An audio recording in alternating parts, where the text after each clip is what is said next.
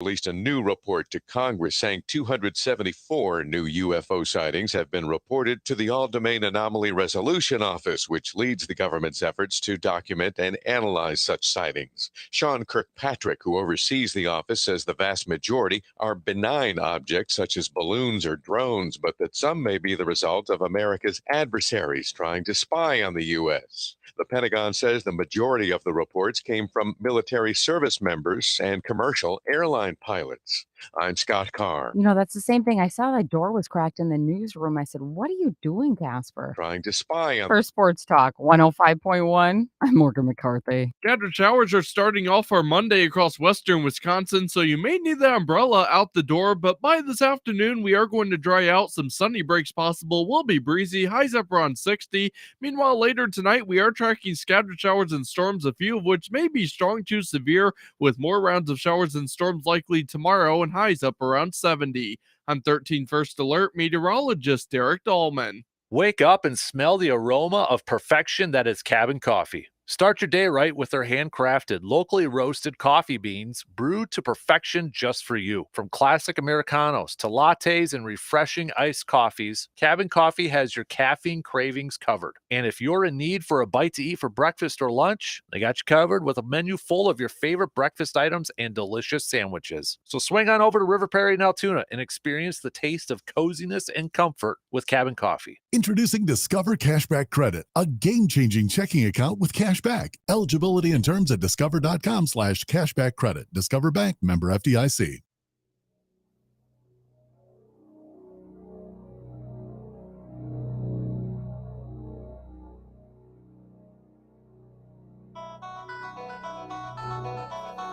Welcome to the Dan Kasper Show. Yes, sir. Yes, sir. It's the show that features serious, thought-provoking sports talk and insightful sports commentary. You knew it. In other words, it's the show where they all talk a crap load about sports. Let's go for it. Now let's introduce your host, a man who lives and breathes and has a passion for sports. A man who breaks everything down in the sports world and gives you everything you need to know. Plus a bunch of stuff you probably don't need, but you'll still enjoy it. You can't handle the truth. Here is your host, Dan Kasper. Prime time. Prime time.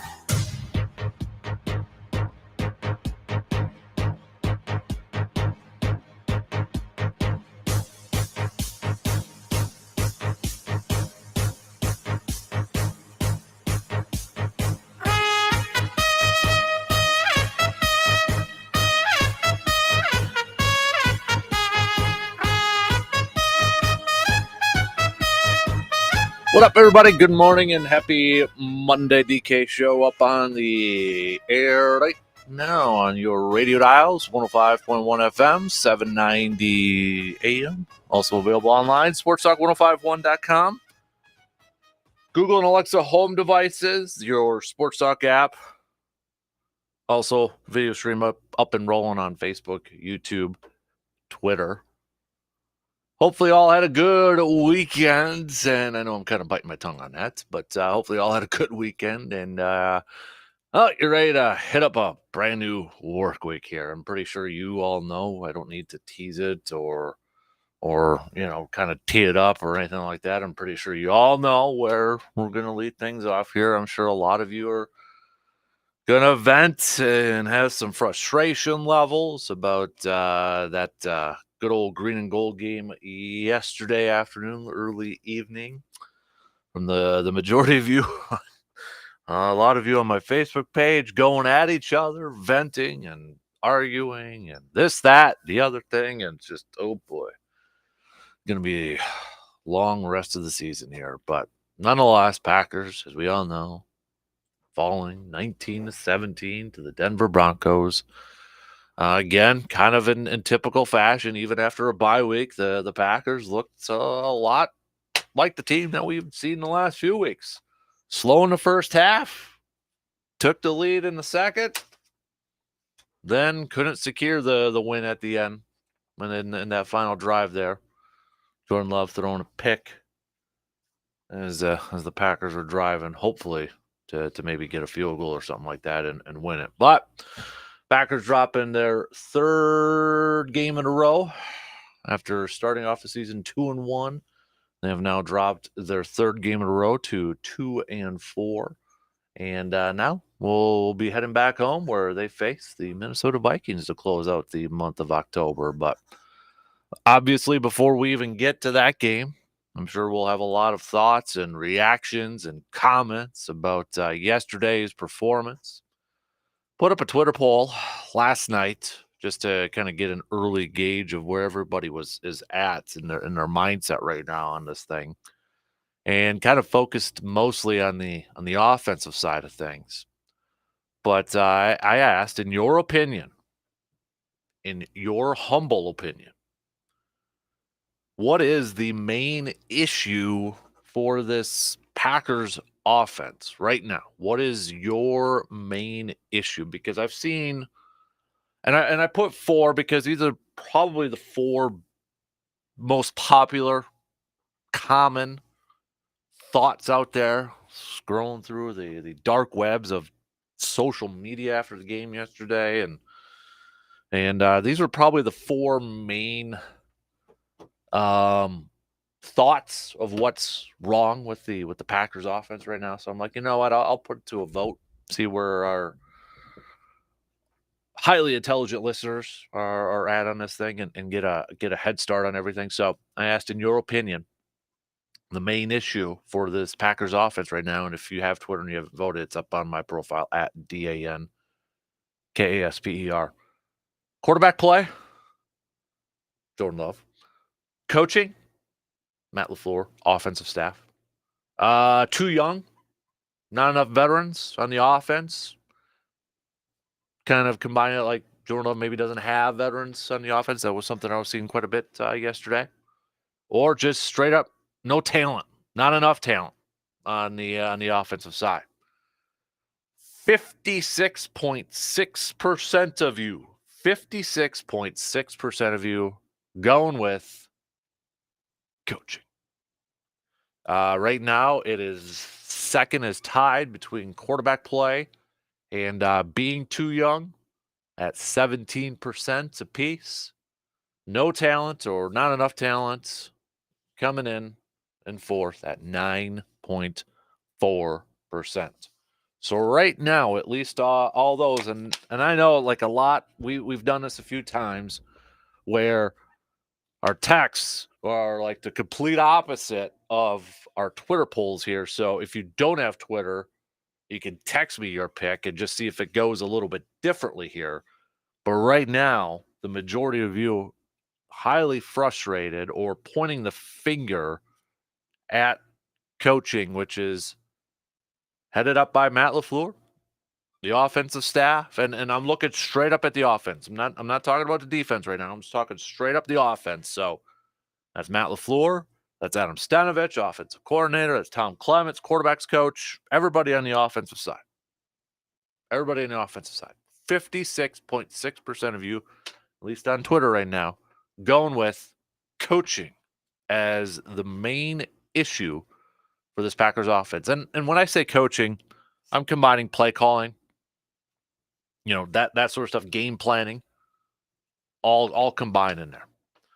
Because I think a lot of us would agree. I don't know what's going on in the first half of these games offensively, because I mean, great that they're able to adjust and come out in the second half and be like the top team or one of the best teams in second half scoring and showing that grit of not quitting and that sort of thing. And I know I was one of those too. Like after that Saints game when they did it, I thought, okay, pumped about the win, but this is something that maybe they can build upon. This younger team, they don't know how to lose or they don't know how to give up yet, and that kind of sort of thing, something to build upon and such. And they have not done that at all. Nothing. But I don't know what. I mean, you look at Detroit, you look at you look at New Orleans, you look at Detroit, you look at Vegas, and now you look at Denver in these first halves. Like, what in the world? Like, I don't get some of these game plans. Like, I don't. And the thing is, I don't know what to point my finger at? Is it unimaginative? Is it not creative? Is it being too scared to be aggressive? Is it overthinking things at times? Still don't think they don't have an identity, and they're 4 or 6 games into this thing. Aaron Jones was back, but it was clearly evident that they weren't ready to, go 100% with him yesterday. That was evident, and if he was cleared to go 100%, then we've got more questions, or continuing with the questions of, how much are we adequately using him? But I don't okay, completion percentage. You were shortening. It was just like all the talk leading into it was like, okay, Jordan Love, it can't, gotta maybe don't force the ball down the field too much. So what do? They come in, they dink it, dunk it. Great. His completion percentage was up, but I think at half he was averaging a little over 3 yards per pass. And it's like, okay, that's taking it to the extreme a little bit here. They can't find a happy medium right now. Now, is that because of coaching? Is it because of game planning? Is it because of scheming? Is it because, around Jordan Love, a lot of young receivers still learning how to play in the NFL? Is it Jordan Love himself? I mean, the correct answer is probably all the above. But if you had to pinpoint just one, like maybe point the finger at one main issue, what would that be? And right now, at least a lot of you on Twitter right now are saying it's the coach. It's Matt LaFleur. It's the offensive staff right now. I mean, Rasul Douglas had a good quote after the game yesterday about the first halves from the Packers. Quote, I guess we think we're just going to be some miracle second half team, some Space Jam drink the juice team. Anybody who's watched Space Jam, the original, you appreciate that quote. But obviously he said they can't keep playing thinking the second half will fix everything. So, yeah, you can start to hit me up on some text if you like. Packers went through a bunch of injuries again yesterday. No Jair before the game. No Devondre Campbell. We knew that one before the game. Then they lose Devontae Wyatt. Eric Stokes played like a couple snaps, and he got hurt right away. Darnell Savage got hurt right away, in the game, and he was out. So, not a whole lot of positives from that game yesterday. Really wasn't. So we'll hit it up, talk about it coming up here in just a little bit. At least the Badgers had a come from behind victory. It was looking pretty sketchy for the Badgers going up against Illinois on Saturday, but they got her done thanks to throwing it to the big boys. Ricci up at the offensive lineman getting the touchdown pass to secure the win, and the Badgers taking down Illinois to get their 5th win of the season, and now they get set to welcome Ohio State, who just beat Penn State. So, yeah, that's going to be a tough game coming up here. But Badgers picking up their 5th win to improve to 5-2. Minnesota, hey, they helped out Wisconsin here a little bit. Minnesota, right? Going up against Iowa there. So maybe don't count them all out yet, right? Wisconsin in conference is 3-1. You've got Iowa 3-2, Minnesota, Nebraska sitting there at 2-2. So we'll talk a little college football coming up here a little bit later on. We've got plenty of prep stuff, local stuff to catch up on too. Our good buddy Justice Cleveland will be joining us. We've got a couple of upsets from Friday night. Chippewa Falls, the 8th seed. Brandon and I were talking about this on Friday. Looking at the brackets and such, and Chippewa Falls taking down the number 1 seeded Hudson. Shout out to Chippewa Falls. Cadott, 7th seed, going up against number 2 Abbotsford, taking down Abbotsford. So you had a couple upsets there. So we'll chat about that. We have teams, volleyball teams, soccer teams advancing to sectionals with regional championships. We've got cross country heading to state. Shout out Bloomer. Tennis, Altoona, I know was just fell a little bit short down at state, but we had tennis teams competing at state. So we'll break it all down with JC and the EC baseball playoffs Continuing to Rangers forcing a Game 7. Astros making a heck of a comeback after the Rangers jumping out to a 2-0 lead in the series. Houston wins the next 3, but Texas putting up 9 runs last night to force a Game 7, which is tonight. Nothing better in sports, right? Game 7. Arizona and Philly will be on before that. Philly with a win. They will move on. Arizona is going to try to force a Game 7 as well. We've got, so we'll hit that up. Studs and duds. Got a feeling a lot of you might pick some more studs and duds here, but if you want to hit us up with those texts on your studs and duds, you can do so. 715-830-1912.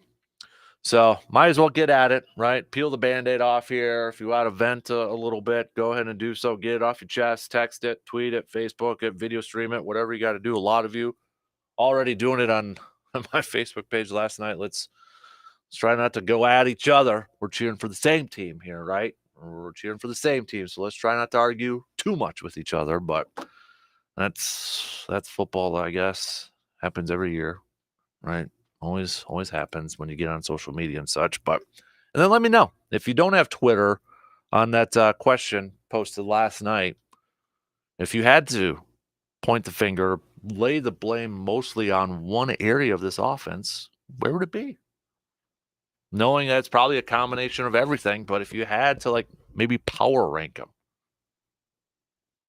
which one would be number one? Quarterback play, i.e. Jordan Love. Coaching, offensive coaching. Not enough veterans, too young, or lack of talent. Right now, at least a lot of you on Twitter say it's not the talent. That's the least amount voted on there. Let's get things going here. We'll get the lead off Packers falling to the lowly Denver Broncos. Peel that Band-Aid off, people. We'll talk about it coming up next. Got a take on today's topics but can't call in? Then hit us up on Facebook, Twitter, or the text line and let your fingers do the talking. Life can be a real pain, but you know what? It doesn't have to be. That is if you visit Shepke Chiropractic. At Shepke Chiropractic, they're dedicated to helping you achieve a pain-free, healthy life. Dr. Logan understands that each person is unique and will tailor their care to meet your specific needs. Shepke Chiropractic's goal is to work with each patient to achieve their goals and perform to their fullest potential in the capacity that their life requires. They offer in-depth assessment and a thorough caring approach to correcting your body, mind, and soul. So let me ask you 2 simple questions. Are you tired of living with pain and discomfort? Are you ready to take control of your health and well-being? Don't let pain hold you back any longer. Make your appointment with Shepke Chiropractic at one of their 2 locations today. Just visit ShepkeChiropractic.com to learn more and to book your appointment. Your journey to a healthier and more fulfilling life starts here at Shepke Chiropractic. Make your appointment today at ShepkeChiropractic.com. Jim Gaffigan here with some more Straight Talk. Now you can get a Walmart Plus membership, plus not pay for it, because it's included with Straight Talk wireless plans. You get free delivery with Walmart Plus a Paramount Plus subscription included. Plus, you pay less for gas. That's a lot of pluses. Only Straight Talk gives you unlimited 5G data and Walmart Plus included on select plans for free. Straight Talk Wireless, available at Walmart. Requires service on Gold or Platinum Unlimited. One offer per eligible account. Paramount Plus Essential Plan only. Separate registration required. Additional terms apply. My part-time service in the Army National Guard makes it possible for me to be more for the community I call home. My training helps me at work when I lead by example. The Army National Guard has taught me the value of showing respect to those I come in contact with each day. My service also allows me to be there for my community in ways others can't. I help my hometown recover after nature strikes. My service in the Army National Guard allows me to keep my country and those I care about safe from threats. I also work with a network of professionals that help me succeed and accomplish the mission. Plus, the Army National Guard education benefits make getting a higher education a reality. Being an Army National Guard soldier makes living and serving in my community more rewarding every day. Learn how you too can live and serve part-time, close to home by visiting NationalGuard.com. Sponsored by the Wisconsin Army National Guard, aired by the Wisconsin Broadcasters Association and this station. You want to feel important. You want to be part of something bigger, something that matters and can help change things. You want to feel like you belong. We know. We felt that way too. And that's why we did something about it.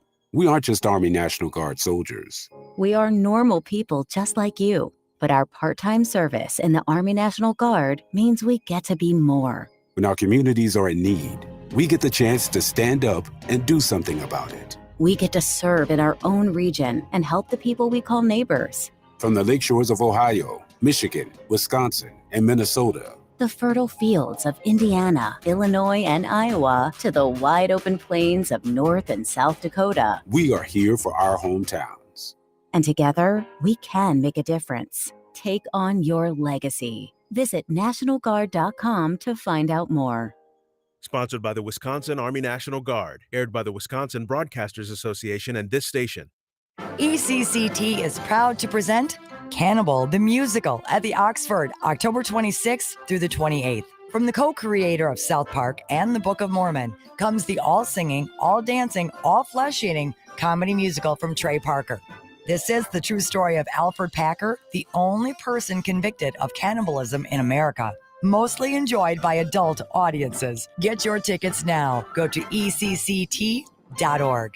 Are you ready to discover a hidden treasure trove of home improvement wonders while giving back to your community? Look no further than the Chippewa Valley Habitat for Humanity Restore. At the Restore, you'll find an ever-changing selection of quality furniture, appliances, building materials, and so much more, all at unbeatable prices. But here's the best part. Every purchase you make at the Restore supports their mission to build affordable homes for families in need right here in the Chippewa Valley. It's shopping with a purpose, making your house a home while making dreams come true for others. So whether you're looking for a stylish new piece for your living room or tackling a DIY project, make the Restore your first stop. Chippewa Valley Habitat for Humanity Restore, where every item tells a story and every purchase builds a brighter future. So get shopping at the Restore, located at 145 North Claremont Avenue in Eau Claire. And for more information on the Chippewa Valley Habitat for Humanity, simply visit their website at cvh4h.org. The latest sports news, scores, opinion, and commentary. If that's not enough, you should seek professional help. The Dan Kasper Show.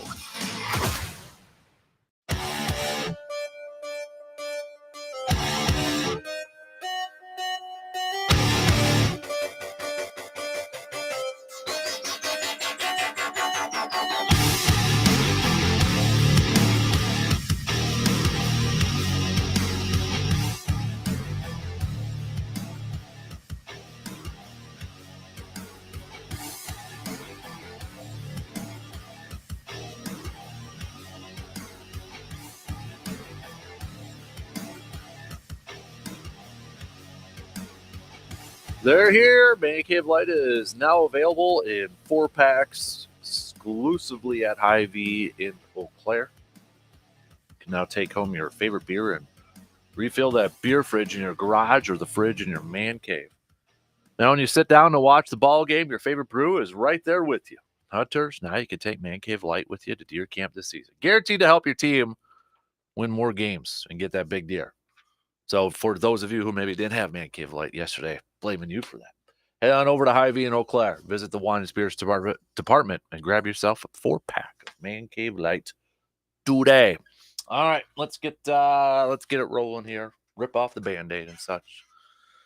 Packers falling yesterday to the lowly Denver Broncos, a game that many Packers fans looking at this one saying, you cannot lose this.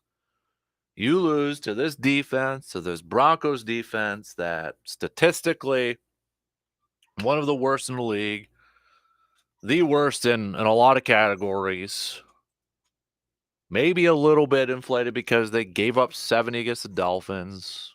Chiefs, they played better the week prior, but nonetheless, statistically, through the first few weeks of the season, they were not good.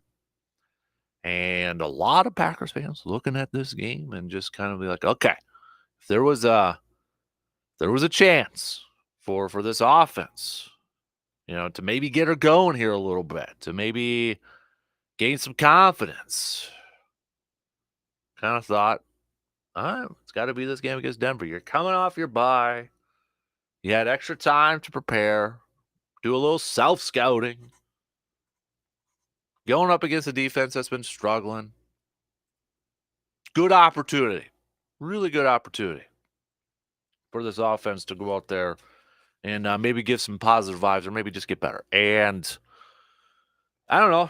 It looked a whole lot like the same thing that we've seen from the last few weeks, starting with New Orleans, then Detroit, then the Raiders. Now we had the Broncos that was first half. Like, what the heck's going on in the first half? Great. Packers statistically worse, one of the worst offensive teams in the first half. Then they're one of the best ones in the second half there. And it played exactly like the script was written yesterday. So what the heck is going on here? What the heck is going on with this offense in the first half of these games? I don't know if we really know the full-on answer. Obviously, Matt LaFleur doesn't know. Pretty much said as much after the game yesterday, which I know that comment was.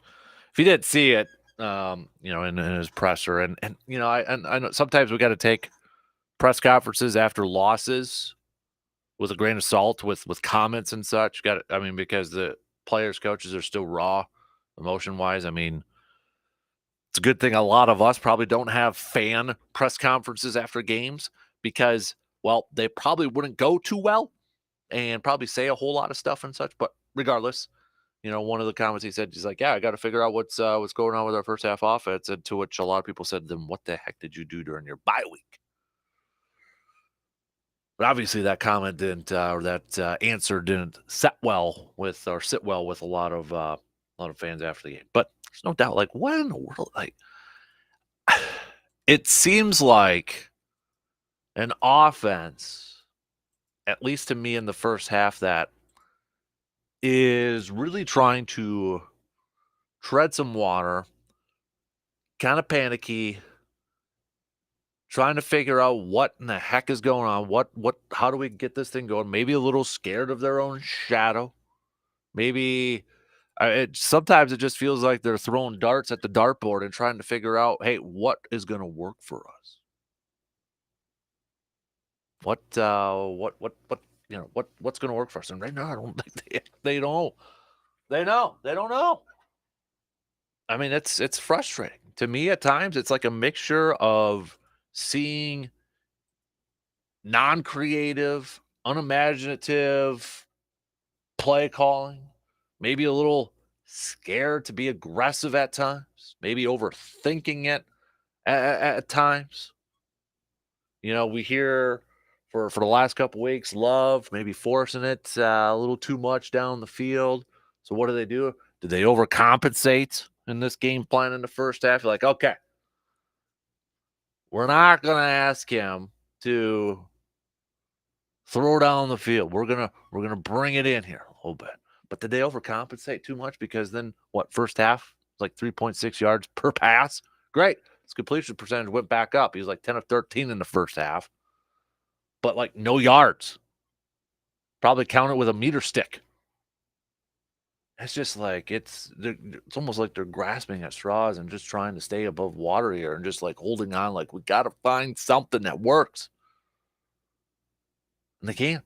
Now, I don't know if it's, because once in a while we hear roles, and I'm not getting into a fire this person, fire that person thing.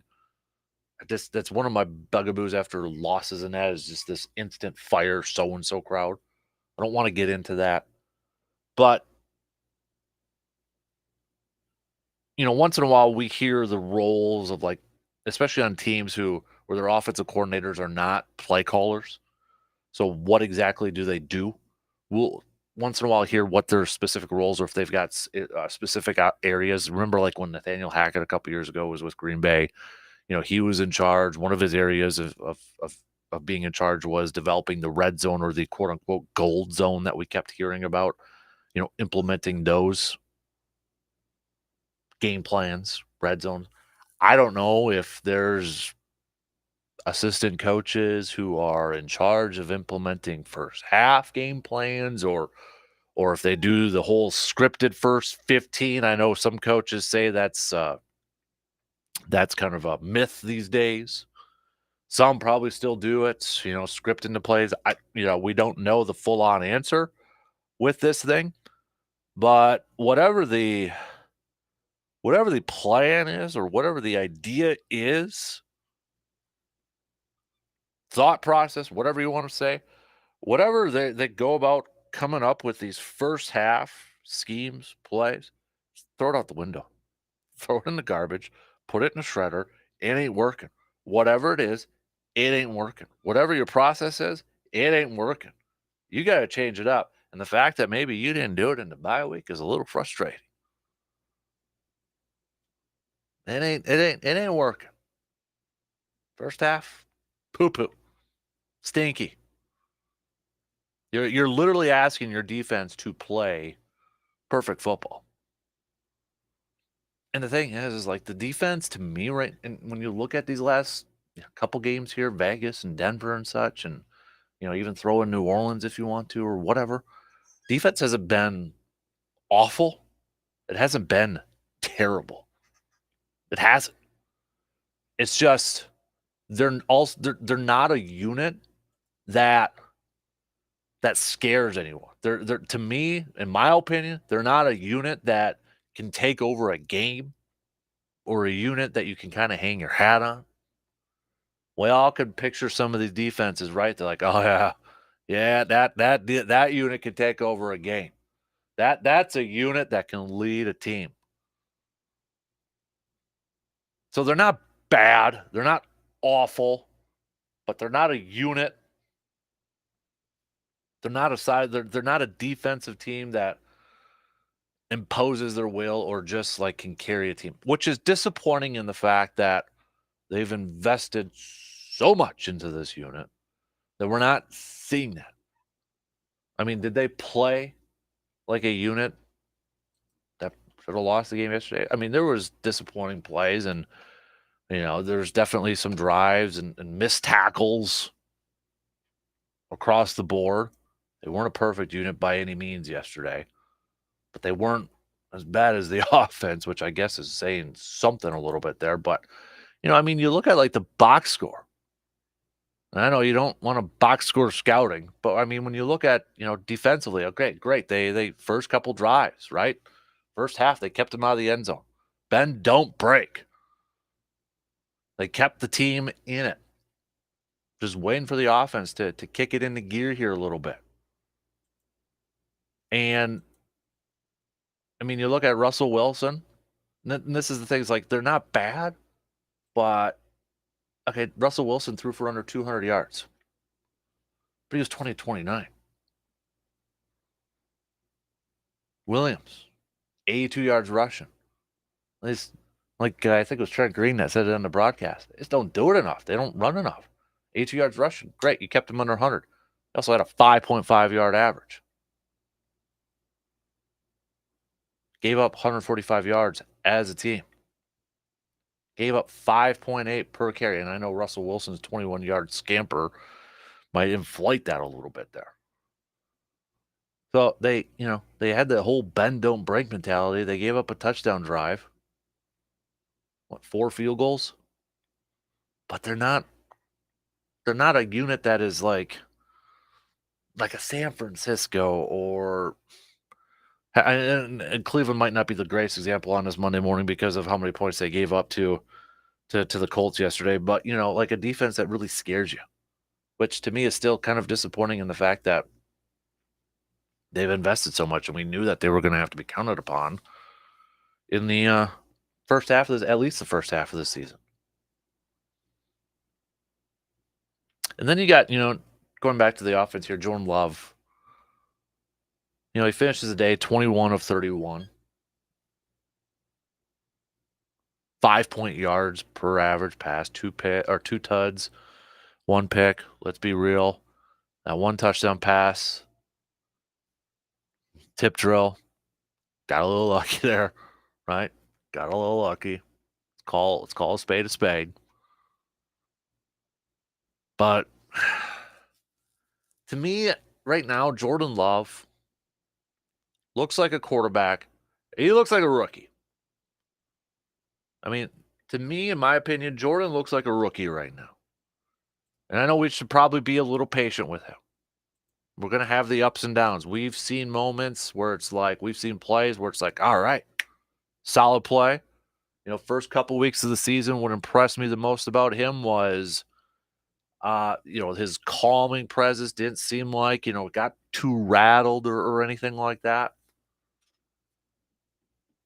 But definitely seems like these last couple weeks especially, looking like a rookie type of quarterback, has some good moments, has some down moments. He just seems like a quarterback that's just playing a second behind. And I don't know if that's the game hasn't quite slowed down for him. I remember this, I think it was Brett Favre that said this at one time, or it was Mike Holmgren. It might have been at Favre's Packers Hall of Fame induction when Holmgren told this story. It might have been Mike Holmgren. But anyways, I remember this note that I think it was after a game, after a loss or whatever, close game or something, and Favre went up to Mike Holmgren on like the team bus or the plane and said, "I'm finally understanding. I'm finally getting it."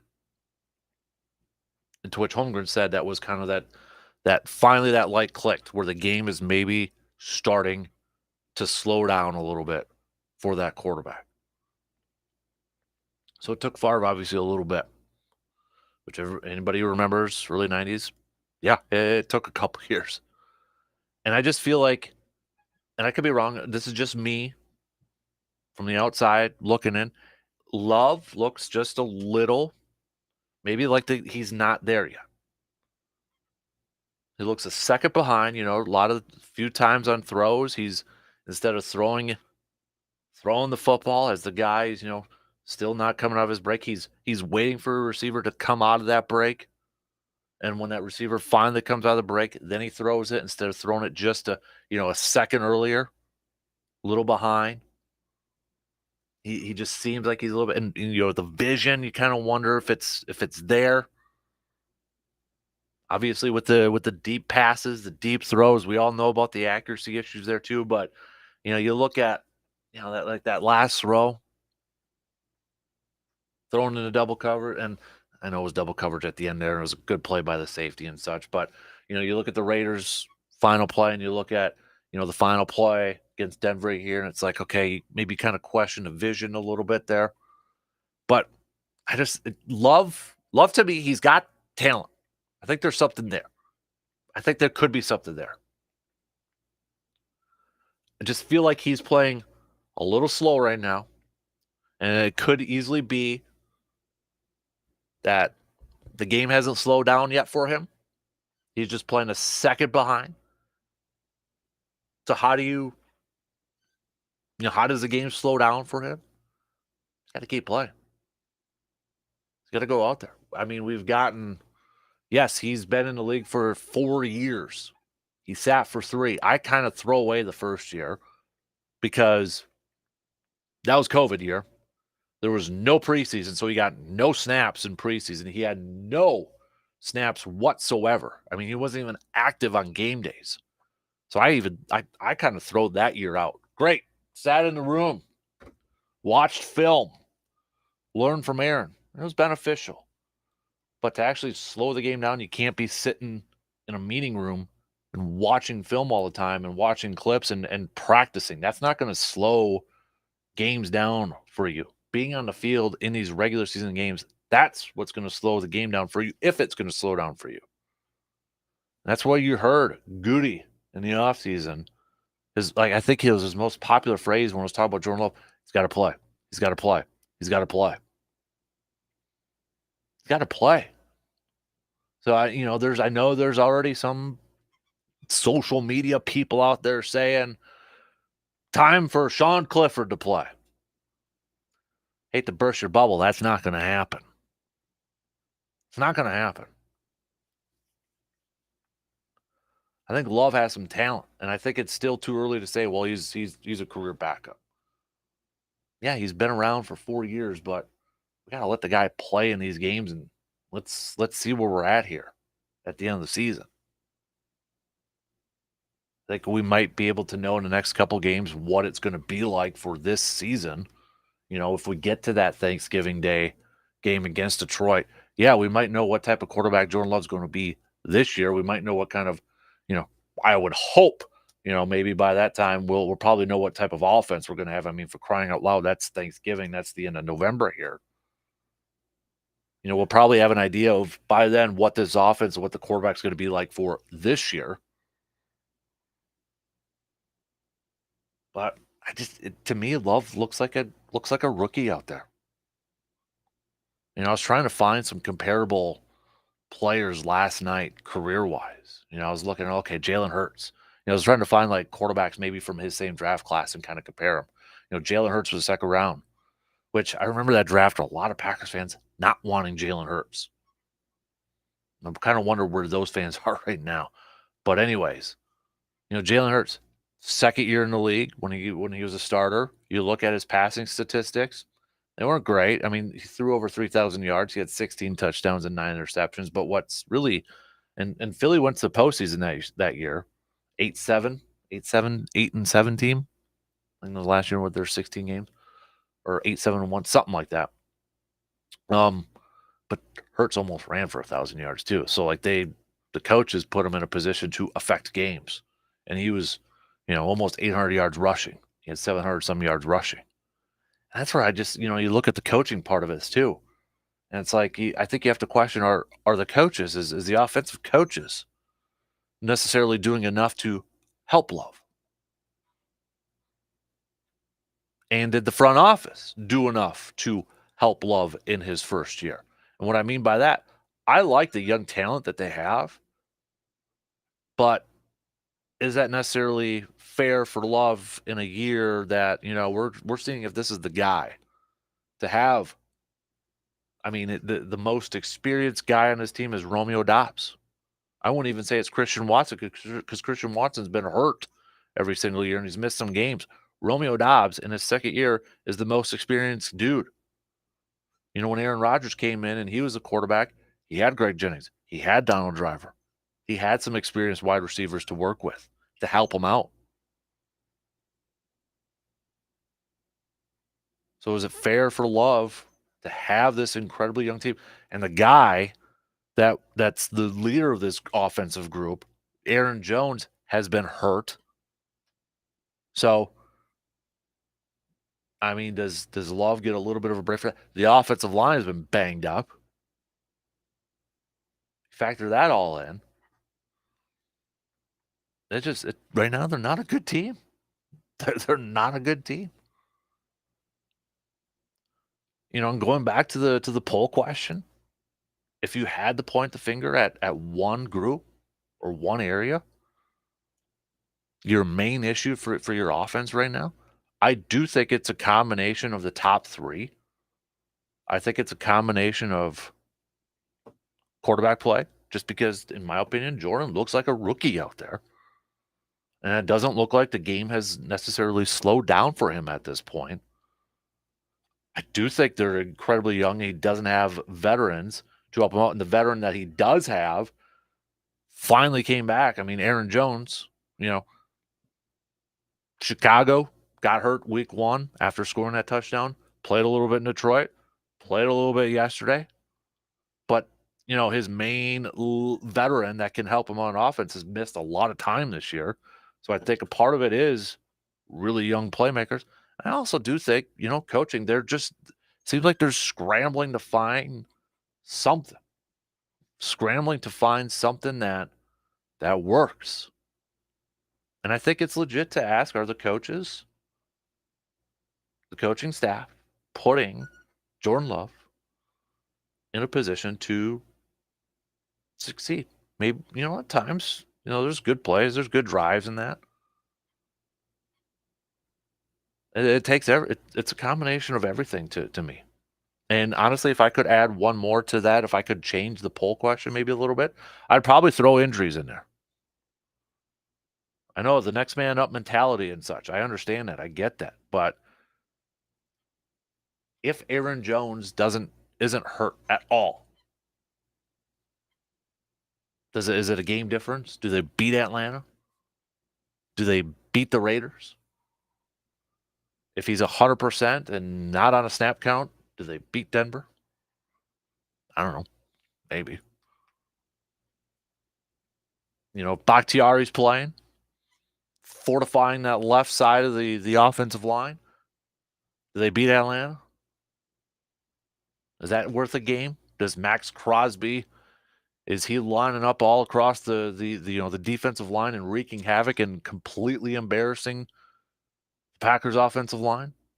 Maybe he doesn't have as much of an effect like he did. I'd probably add injuries to that if I could redo it.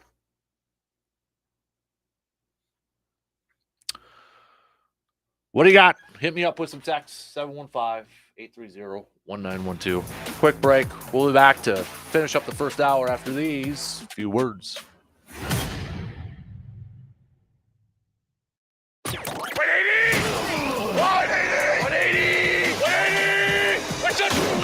The Dan Kasper Show will be right back. Hunters, let me ask you a question. In your gun cabinet, do you have a deer rifle that's been passed down throughout your family? Maybe from your dad, grandpa, or great-grandfather? I do. I've got an old 30-30 bolt action that's been passed down throughout the years. And it was my first deer rifle I used when I was 12 years old, and it will be my son's first deer rifle as well. Every deer rifle has a story to tell throughout the years. Stories about that big one you got and missed. So if you're looking for that new deer rifle to begin a new set of stories, let Tilden Gun help you write that new chapter in your deer hunting book. Whether you're looking for a new deer rifle for yourself so you can continue the tradition of passing along that older rifle to your young one, or looking for your first-time hunter's first deer rifle, Tilden Gun can help you. They did for me, and they will continue to help me write these stories in my deer hunting book. The added extra bonus about Tilden Gun, family-owned and operated, and the best deals in the Chippewa Valley. Just visit Tilden Gun today at 12427 90th Avenue in Chippewa Falls and visit tildengun.com. We're going abroad for the first time in years, to Spain. So we started using Babbel. And started learning Spanish fast. With Babbel, you can start having conversations in another language in just 3 weeks. ¿Cómo te llamas? ¿Cómo te llamas? When you learn a language, you want to actually use it. Babbel is designed with that goal in mind.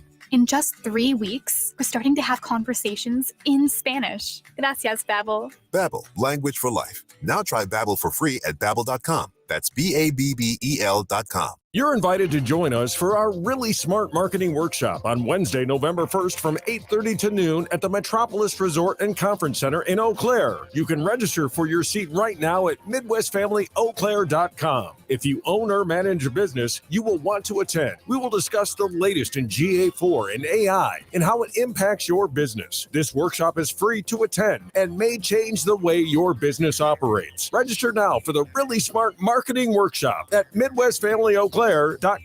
Wesley Financial Group is not a law firm. This story is called The Ugly Truth About Timeshare. If you think you've done your family a favor by buying a timeshare, you need my help. Hello, I'm Chuck McDowell, CEO and founder of Wesley Financial Group. 10 years ago, I started helping folks cancel their timeshare. And in the process, started what's now called the timeshare cancellation industry. Timeshare is the only thing that you can buy that you can't tell me how much it's going to cost or when it's going to end. When you buy a timeshare, you give them a blank check to fill out any amount they want for annual maintenance and assessment fees. The crazy thing is, this never ends. Even when you die, your family's now going to be stuck with this burden. Stop the insanity today. Call my office now. If we take you as a client, I guarantee we'll cancel your timeshare or you'll pay nothing. Call for your free information kit. 800-462-3333. That's 800-462-3333. 800-462-3333. My part-time service in the Army National Guard makes it possible for me to be more for the community I call home. My training helps me at work when I lead by example. The Army National Guard has taught me the value of showing respect to those I come in contact with each day. My service also allows me to be there for my community in ways others can't. I help my hometown recover after nature strikes. My service in the Army National Guard allows me to keep my country and those I care about safe from threats. I also work with a network of professionals that help me succeed and accomplish the mission. Plus, the Army National Guard education benefits make getting a higher education a reality. Being an Army National Guard soldier makes living and serving in my community more rewarding every day. Learn how you too can live and serve part-time close to home by visiting nationalguard.com. Sponsored by the Wisconsin Army National Guard, aired by the Wisconsin Broadcasters Association and this station.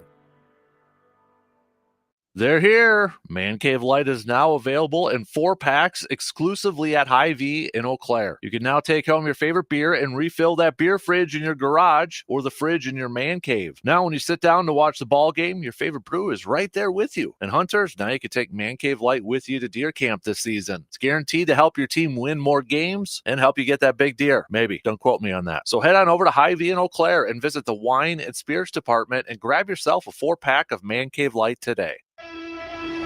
I'd like to get real with you for a moment. All across the country and even in our town, there are people who have to go without. Perhaps even you, having to go without being able to hear parts of the Dan Kasper Show. It's tragic, but there is help. You can listen to segments from Dan's show and new content on the Man Cave podcast. Check it out for yourself on your favorite podcasting platform.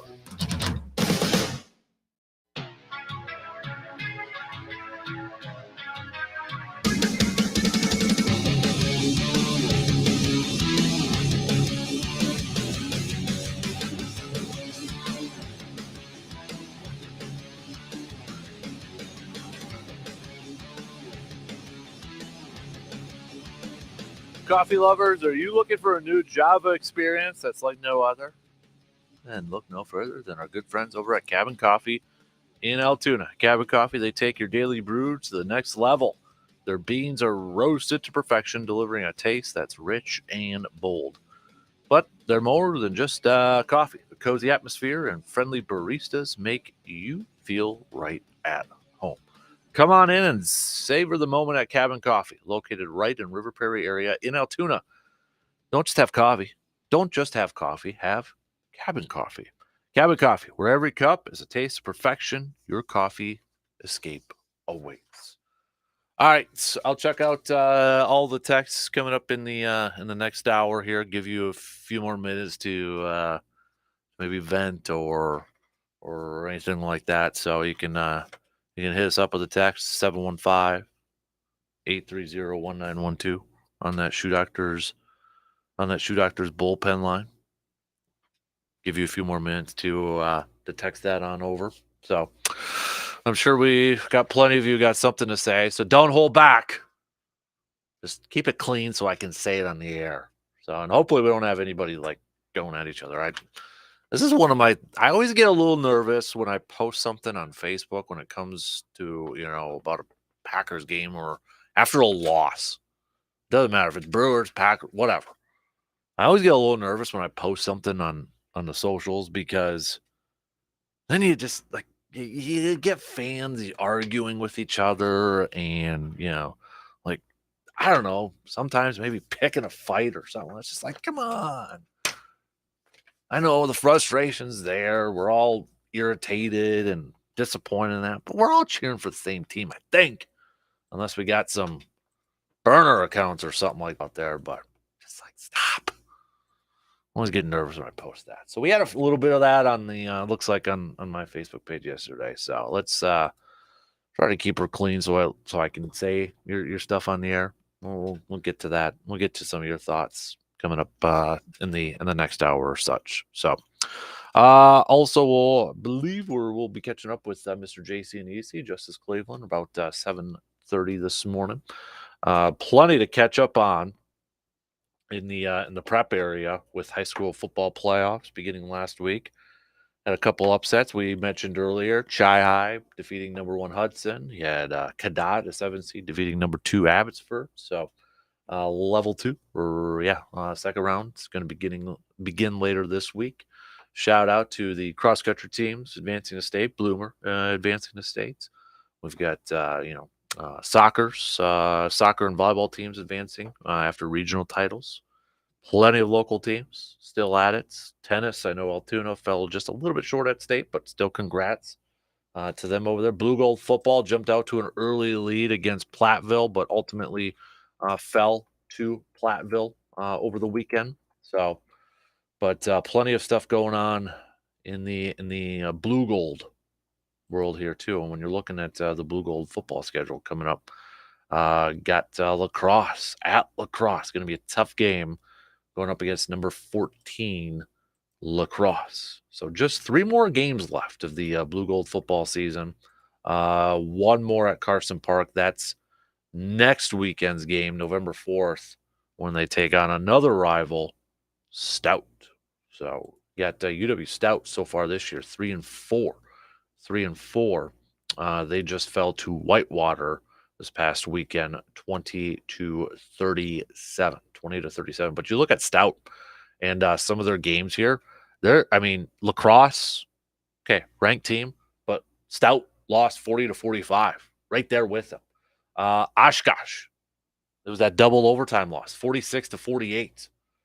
And then Whitewater, 20-37. They beat Stevens Point to the 14th, 51-14. Stout, they got a pretty good offense, and they'll be going up against River Falls coming up here this weekend, it looks like. So River Falls right now, 6-1 overall. They just they put up 75 points against Stevens Point. 75-14. Their lone loss coming at the hands of Whitewater, 21-14. But 75 points they put up against Stevens Point there. So, but we'll break all that down with JC and EC coming up. We'll talk some Badger football too. Badger football come from behind victory over Illinois. It might have been the one lone bright spot for Wisconsin sports fans over the weekend. At least they didn't have to go through another loss to Illinois over there. So come from behind win, getting their 5th win of the season. We'll hit that up. Baseball playoffs continuing tonight. We could find out who the World Series teams are going to be. We will for sure in the American League. Game 7 tonight. Game 6 in the National League. So NBA tips off Thursday for the Bucks. Bucks had their scrimmage the other day, but wrapped up their preseason Friday. Finally got to see Middleton with the group, but the regular season will officially tip off on Thursday. So that's coming up here pretty quick too. So, but plenty more to get to. If you want to give us your thoughts, if you haven't already, on the green and gold, on the Packers, hit us up with a text, 715-830-1912. Vote on the Twitter poll that we got going on right now. If you had to point the finger, or in your opinion, the main issue for the Packers offense is what? So far, it's still coaching, leading the way 57.4%. 1 in, 2 more to go. We'll be back in just a few minutes. WAYY Eau Claire, W286CK Eau Claire, Sports Talk 105.1 and 790 AM. From the 715 Newsroom, it's Morgan McCarthy with your news on Sports Talk 105.1. Good morning. Coming out of a weekend and into a new week, we begin with an Eau Claire woman looking at another OWI arrest with kids in the car as a state patrol arrested Rochelle Olson about 3:30 yesterday morning at the corner of Wisconsin and Madison.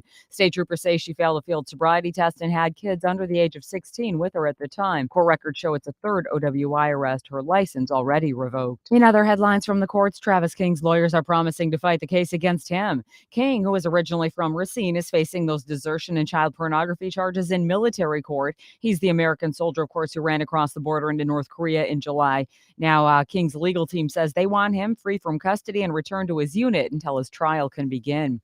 Meanwhile, the woman accused of killing her friend with eye drops will face a jury this week. Jesse Kurczewski's trial set to begin in Waukesha today. Investigators say she poisoned her friend with eye drops in 2018 and also stole nearly $300,000 from that same friend. She told police her friend was suicidal and a drug addict. Her trial could run through the end of next month. Well, the plan to spend $500 million in taxpayer money on the Brewers ballpark rounds the bases. Could be a done deal by the end of the week. They're looking to bring it home at the Wisconsin state level, with the Senate scheduled to vote on a funding package Wednesday. Lawmakers say they want to add a few things before the vote, including a likely tax on non-Brewer events at the ballpark. Now, Governor Evers and leaders in Milwaukee are on board with the plan. The Brewers are promising to stay in Milwaukee until 2050 if the deal is approved. And of course, if we move from the diamond to the field, not such a great one yesterday. Maybe you turned the game off. Wasn't so bad there after a while, but eventually falling on that 19-17 loss with a Jordan Love interception in less than 2 minutes to go. Yeah, you were there. You know, I don't have to tell you that Denver won. Next up, we go purple. Green Bay plays eyes the Vikings next week. And if you took your eyes off of the game for a break, did you look up to the sky and see a UFO? Pentagon officials say they've received over 270 new reports over an 8-month span. The Defense Department this past week released a new report to Congress saying 274 new UFO sightings have been reported to the All-Domain Anomaly Resolution Office, which leads the government's efforts to document and analyze such sightings. Sean Kirkpatrick, who oversees the office, says the vast majority are benign objects such as balloons or drones, but that some may be the result of America's adversaries trying to spy on the U.S.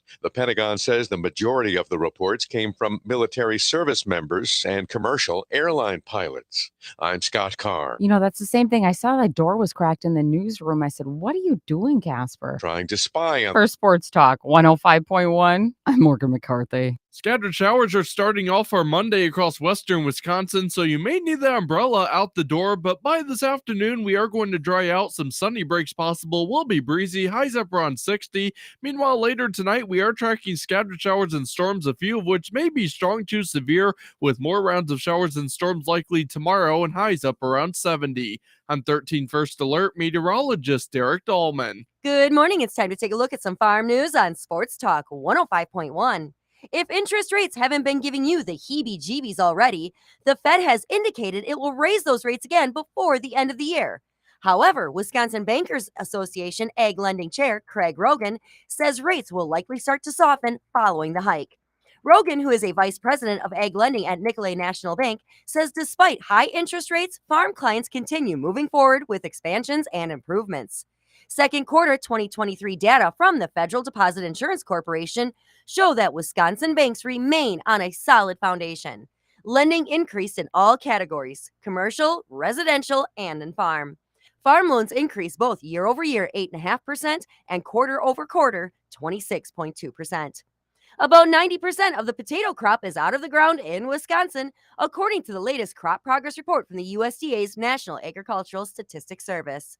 The word from growers is that the crop is looking at above average results in terms of yield and the size of the spuds. And according to Mike Carter, CEO of Bushman's Incorporated out of Rosholt and chairman of Potatoes USA, says that the challenge is to make sure there's demand to match this year's supply.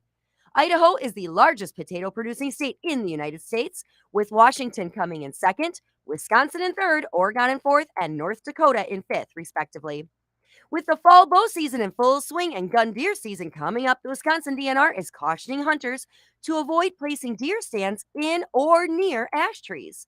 Most ash trees in the southern half of Wisconsin, Door County, and the Mississippi River counties are dead or dying from the emerald ash borer infestation.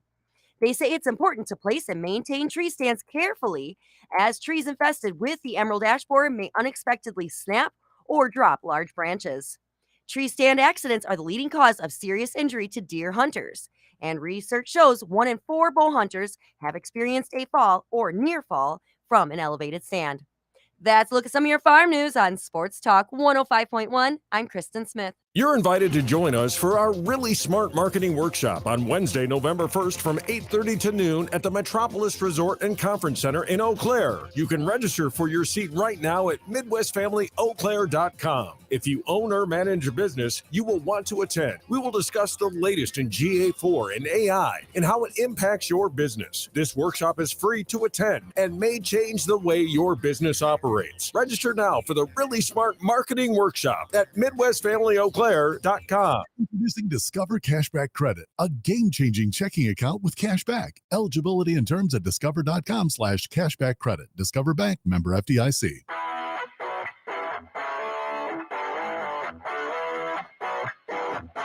Crank it up.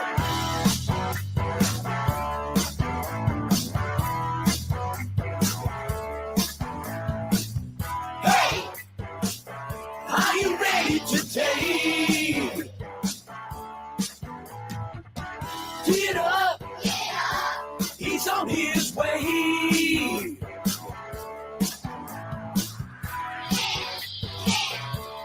He's our man. The man, the myth, the legend. That's Dan. And now, The Dan Kasper Show. All right, second hour on this Monday morning of October 23rd. Kick it off right now. Appreciate you tuning in wherever, however you may be tuning in from. Coming up here, we're going to be chatting with JC Nisi, Justice Cleveland, at the bottom of the hour here. Plenty to catch up on with him. He has been a busy man, just like our good buddy Brandon Berg has been incredibly busy too. So we've got them to hit up, or we got Justice, to catch up on here at the bottom of the hour here. He'll be here with us for an hour or so. Let's catch up on a couple of texts here. Then we got a quick phone call to get to here. Drew from Eau Claire, I'm not on the fire Matt LaFleur train yet, but whoever thought it was a good idea to try a 70-yard Hail Mary on 3rd and long should be on the hot seat. Anytime a double-covered receiver has to wait for the ball to get them is a pick 90% of the time. Why not try to get a first down, or at least get it a lot closer to kick on 4th, or go for a first down on 4th if you're close. Either way, if you whiff it, the game is over, but at least you had a chance chucking the ball 45 feet in the air and end up short to the receiver with two dudes also waiting for the ball is a fast way to end the game, just like yesterday. I don't know if that was LaFleur, if that was necessarily Love, but there's plenty of still frames out there. There was it Reed open on the out to the sideline. AJ Dillon for a dink and dunk would have had plenty of green over there too. He was open, so I don't know if that was, you could look at some of the comments. I don't need to revisit all of them, but Love had talked about what he had seen from that play, and I think it was Torrey had talked about what he had seen from that play too. So we've got Live a Dream Jeff. Apparently I drank the Kool-Aid this year. First off, they had 2 weeks to get healthy. The day before a game was it 8 players who were on the injury report earlier in the week. Wrap these guys in bubble wrap. Secondly, I lost count how many times I saw 3 receivers within 5 yards of each other. The offensive play calling is Pee Wee football. Thirdly, Love can't lead a receiver. How many times have we seen a 20-plus yard throw where the receivers have to slow down or the ball is intercepted? I guess the season reminds me of a Lindy Infante coached team. We got can't blame a couple of text from this texter here. Packers first half offense is trash. Everybody knows it. Why is Matt not doing anything different?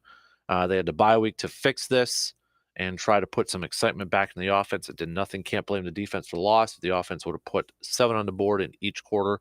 It's a W. G-Man. Packers will win against JR's Vikings. My main issue is they're too young, and the injured players for the Pack this year. Way to go, Bucky, on Saturday. We got a couple more to get to here. Some of them are questions. Tim from Chippewa Falls. Players seem like they have quit on the coaching staff, both sides of the ball. They know Love isn't starting NFL caliber. What's the desire of injured players to play through minor injuries? I don't know if the players, I don't know if Love's teammates are of the mindset that he's not a starting NFL caliber. If anything, his teammates have been incredibly vocal in their support for Love. So I don't know if it's his teammates. A couple more to get to here. Let's not keep our phone caller waiting any longer. Quick phone call. What up, C-Bomb? How you doing, man? Good morning, El Capitano. I don't have to ask how you're doing, and I'm not doing well. You're not doing well, man? Hey, you're living and breathing. You woke up, right? You're doing good. I did. I did. I'm not still horizontal. I got vertical. Things are good. Yes, exactly. So my reason for calling, and this might be a little long-winded, but I want to get your take on this. Where do you think the fault lies? Is it a combination of everything? But I just want to step back, because we talk about wide receivers being in the same area. I think it's lack of playmaking ability. But here's my question, okay? We're going to look at Aaron Rodgers. His whole career, last season without Devontae Adams, he had his first double-digit interception season of his career since 2010. Mm-hmm. So that's going back 13 years. He had the lowest passer rating ever for him starting without Devontae Adams there.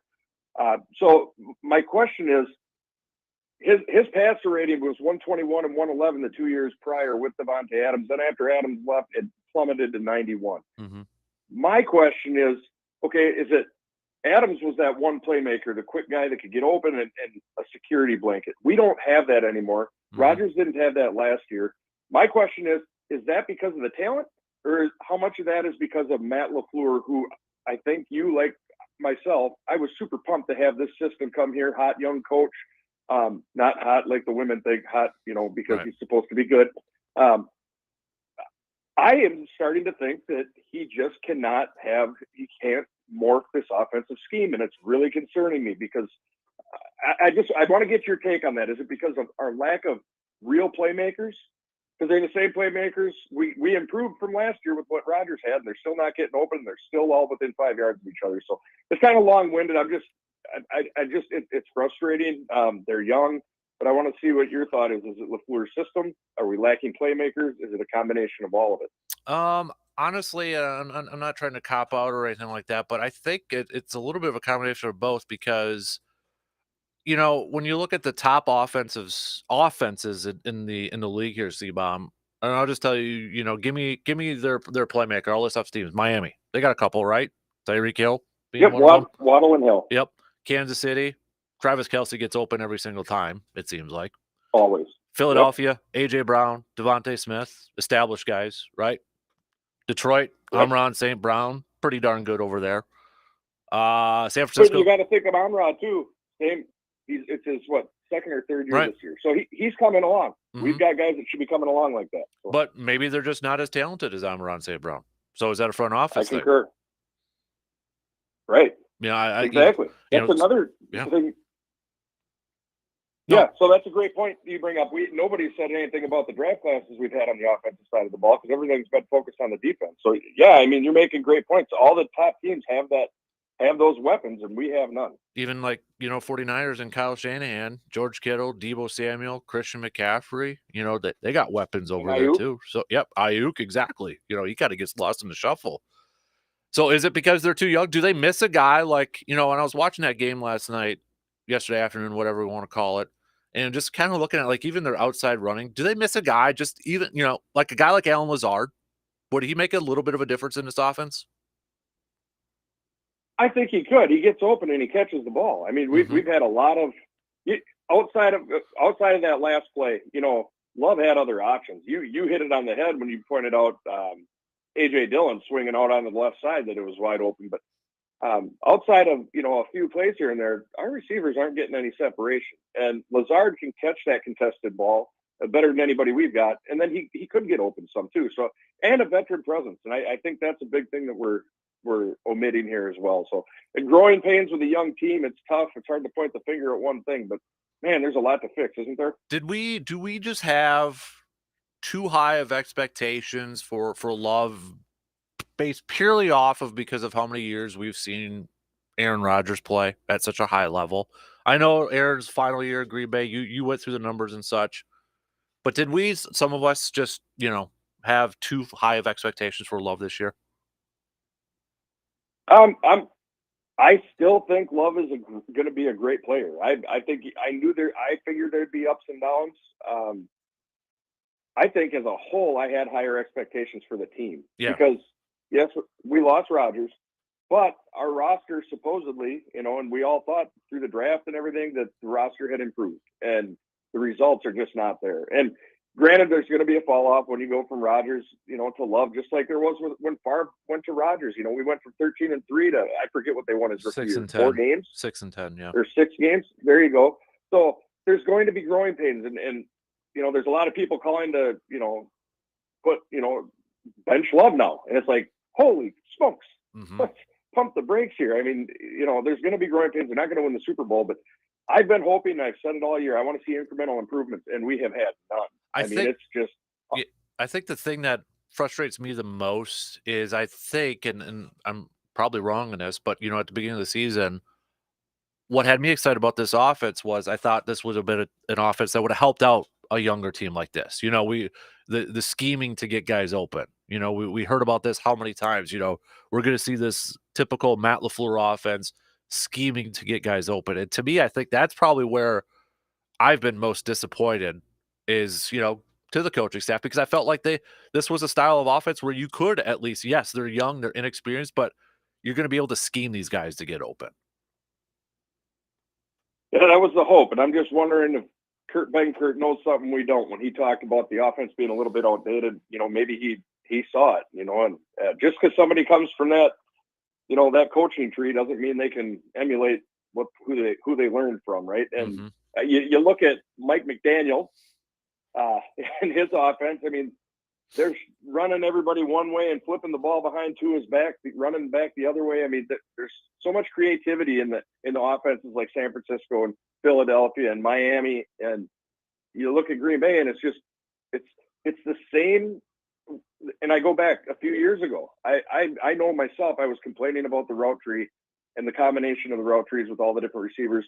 The last 3 years, Rodgers was there. I mean, guys were not getting open. If we didn't have Adams, and we found out last year when we didn't have Adams, there was a huge fall off. So is it scheme, or do we just not have the horses in the stable to, execute that scheme? So I don't know.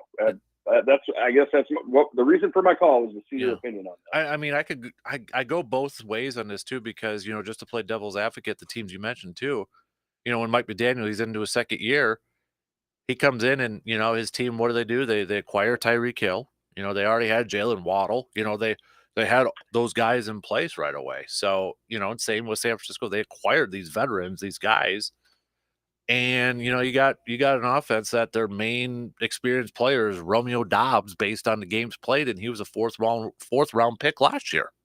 That's your veteran leading this group.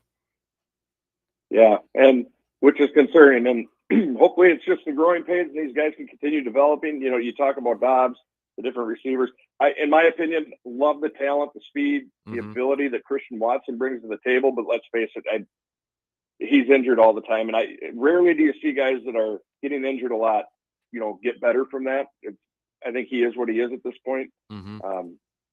So I'm hoping we can see development out of these wide receivers. Samari Torre on that deep ball at the end of the game.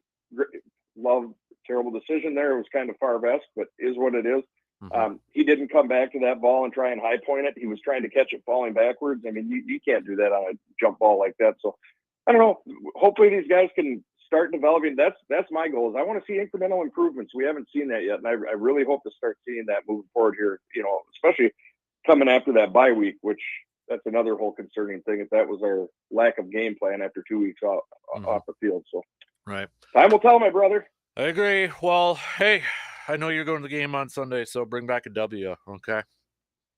I sure hope to, because if we lose to the guys to the west, it makes it a long week, don't it? It does. We'll see. It no does. Justin Jefferson.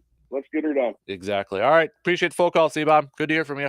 Thanks for having me, brother. You take it easy. Go Pack, go. You got it. All right. Let's catch up on a couple other texts here this morning. Some of you I don't have a name for, so if you want to hit me up with your name, I can attach it here. Texts are asking, is Matt LaFleur trying to mold the quarterback to fit his scheme, or do you think he should be adjusting the scheme to fit the quarterback? I do not think he adjusts his game plan to fit his personnel as well as he should be. Is he trying to use a wrench to drive a nail, or the fitting a square peg into a round hole sort of thing? That's been one of my biggest bugaboos when it comes to coaching staffs is, and I think we even talked about it on Friday's podcast, when you try to force your players to play maybe some, a style that doesn't fit them, that doesn't suit them well. Like, why wouldn't you adjust? That's where I give Andy Reid, a guy like Andy Reid, a lot of credit, a ton of credit. For a guy who's been around the league for a long time, but this is a guy that it seems like he continues to adjust to the personnel that he has. Kyle Shanahan, kind of a, similar type of role there too. So, I think whoever this texter is, that's kind of been one of my questions are they molding the offense? Are they building the offense to better suit the needs? Is it just something as simple as, and I know a lot of people are getting tired of this, is it just as simple as because they're inexperienced and they're going through these quote unquote growing pains over here? I feel like we still don't have a good gauge of what type of quarterback he's going to be right now at this point. Dustin, we are expecting way too much out of a young offense, kind of on an opposite approach. Sean from Eau Claire thinks a little bit differently. Think the front office has to get most of the blame. Packers' top 2 wide receivers would be bottom end. Number 3 on good teams. What happened to Love's rocket of an arm he had in college? He constantly underthrows deep passes. Let the tank for Caleb begin. So there you go. A couple of opposite approaches or mindsets over there too. So keep these thoughts coming, peeps. 715-830-1912. 715-830-1912. We'll get JC's thoughts on this. Justice Cleveland, sports director, WEAU 13 News, coming up here in just a little bit. Before that, though, I got to get to some sports nuggets of the day. Got to take a break here from reading your text here. Sports nuggets of the day brought to you by Ansay Associates. October 23rd. J.K. Scott, not the former punter for the Packers. 1930, J.K. Scott won the first miniature golf tournament. The event was held in Chattanooga, Tennessee. 1945, the Brooklyn Dodgers, signed Jackie Robinson. Dan Marino in 1988 passed for 521 yards, 3 touchdowns, and completed 35 of 60 passes against the New York Jets. It was considered the single best passing day in NFL history. Think about that. 1988. A completion percentage of what do we got here? A completion percentage of 58. Would still, back in the day, was considered one of the single best passing days in NFL history. 1993, Joe Carter with the Toronto Blue Jays became only the second player to end the World Series with a home run. Mark Messier in 1998 with the Vancouver Canucks became only the 10th player in NHL history to reach 600 career goals. 2002, Brett Hull with the Red Wings got his 1,250th career point. Peter Forsberg in 2003 scored his 200th career goal. He scored 3 goals in the Avalanche's 6-1 victory over the Edmonton Oilers. Those are just some of your sports nuggets of the day, brought to you by Ansay Associates. All right, let's take a quick break here. You can keep your texts coming, 715-830-1912. I know you all have a lot to say. We'll try to catch up on everything here this morning. I'll try to get to every single one of your texts and tweets and Facebook posts and all that good stuff. We're going to catch up on some of the local stuff here as well. A lot going on here. Quick update on the Twitter poll. In your opinion, the main issue for the Packers offense is quarterback play, Jordan Love. Coaching, no veterans, too young, or no talent at all. 58.9% of you right now going with coaching, offensive coaching, as the main issue for this Packers offense. All right, let's take a quick break, and we'll get back to more after these few words.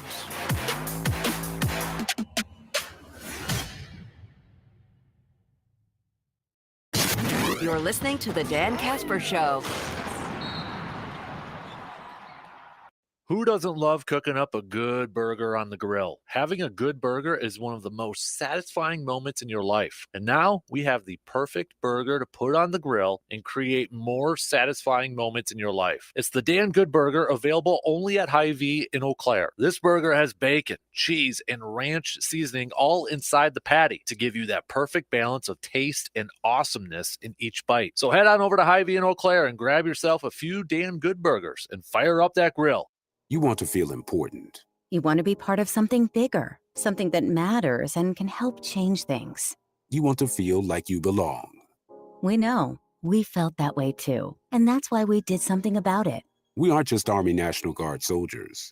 We are normal people just like you. But our part-time service in the Army National Guard means we get to be more. When our communities are in need, we get the chance to stand up and do something about it. We get to serve in our own region and help the people we call neighbors. From the lakeshores of Ohio, Michigan, Wisconsin, and Minnesota, the fertile fields of Indiana, Illinois, and Iowa, to the wide open plains of North and South Dakota, we are here for our hometowns. And together, we can make a difference. Take on your legacy. Visit NationalGuard.com to find out more. Sponsored by the Wisconsin Army National Guard, aired by the Wisconsin Broadcasters Association and this station. Wesley Financial Group is not a law firm. This story is called The Ugly Truth About Timeshare. If you think you've done your family a favor by buying a timeshare, you need my help. Hello, I'm Chuck McDowell, CEO and founder of Wesley Financial Group. 10 years ago, I started helping folks cancel their timeshare. And in the process, started what's now called the timeshare cancellation industry. Timeshare is the only thing that you can buy that you can't tell me how much it's going to cost or when it's going to end. When you buy a timeshare, you give them a blank check to fill out any amount they want for annual maintenance and assessment fees. The crazy thing is, this never ends. Even when you die, your family's now going to be stuck with this burden. Stop the insanity today. Call my office now. If we take you as a client, I guarantee we'll cancel your timeshare or you'll pay nothing. Call for your free information kit. 800-462-3333. That's 800-462-3333. 800-462-3333. My part-time service in the Army National Guard makes it possible for me to be more for the community I call home. My training helps me at work when I lead by example. The Army National Guard has taught me the value of showing respect to those I come in contact with each day. My service also allows me to be there for my community in ways others can't. I help my hometown recover after nature strikes.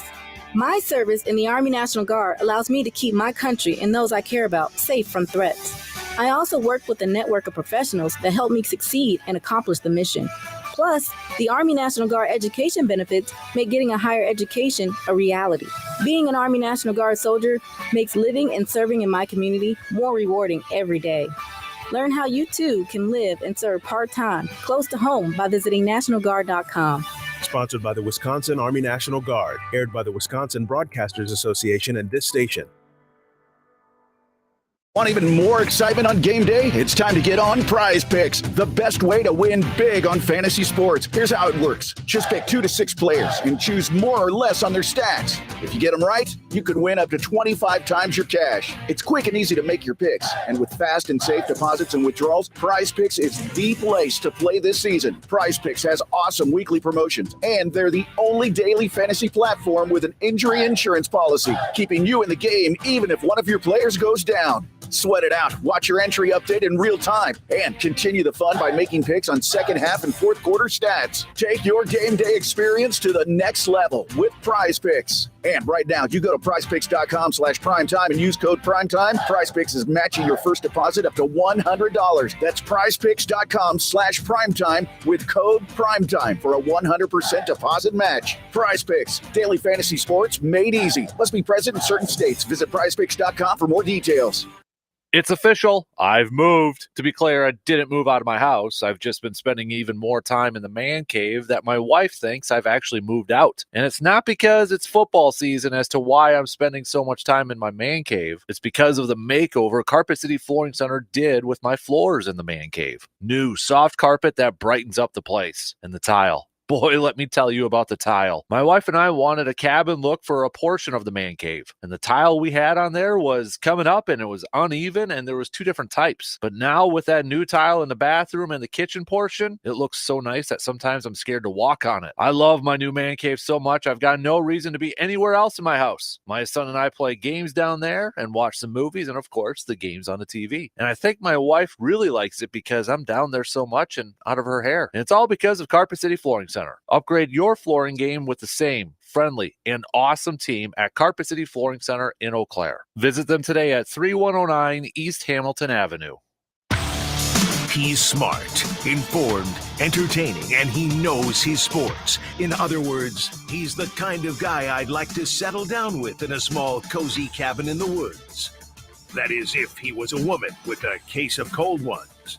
The Dan Kasper Show, weekday mornings from 6 to 9.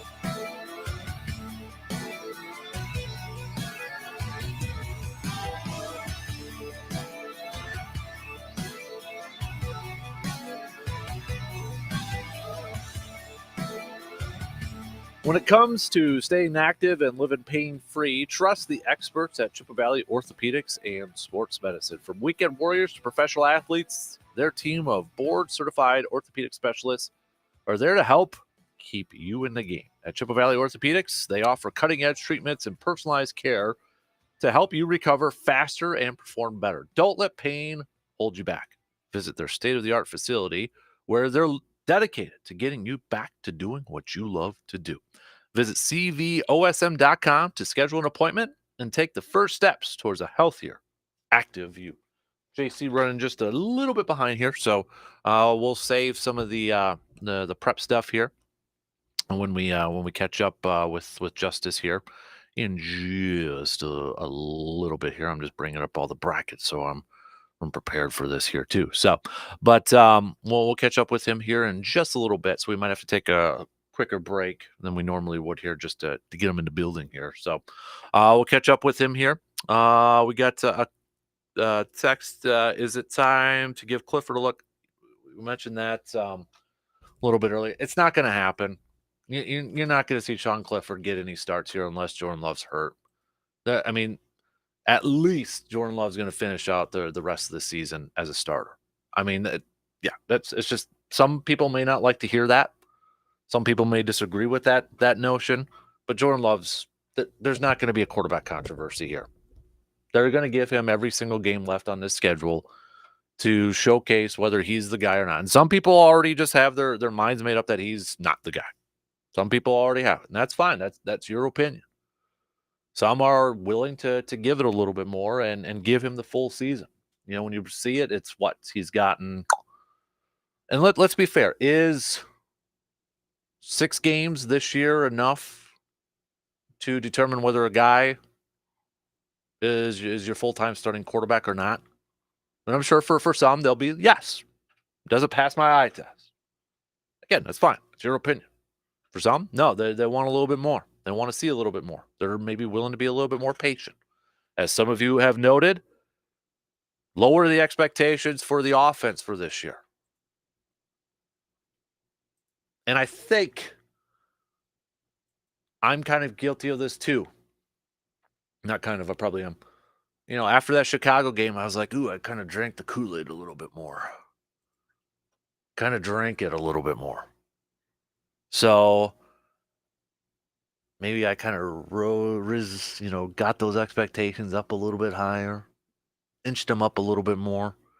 And that's why last night too, I was trying to find, okay, who's like a really good starting quarterback right now. And, you know, maybe their first couple of years just kind of was poo-poo. And I know everybody's kind of throwing out a Peyton Manning analogy out there. And I mean, let's back that up a little bit here. You know, Jalen Hurts, remember Jalen Hurts first couple of years in the league.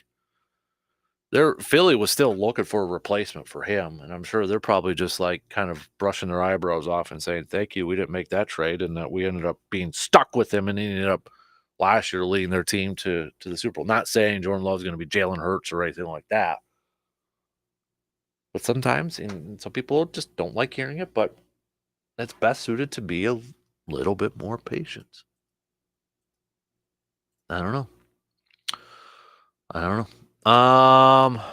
He's got Clifford could be just another preseason MVP. Leave him as the backup and let Love grow with the receivers. I would compare Clifford to Huntley. Come on. He's been in the NFL for 3 years, going on his 4th year. He was a first-round draft pick. First-round draft picks show us something he has not. All right, you got higher expectations. That's fine. He's 6 games into this. I'm willing to be a little bit more patient at this point. Jason, you obviously aren't. So I am. I agree with Jeremy here. Let Love grow here a little bit. Not to say I haven't been frustrated with his performances so far this year. But each to their own. Each has their own opinion. All right, let's let Justice in here. We're going to take a really small, quick break here so we can unlock the doors and let JC and EC coming in. We'll be back in just a few minutes.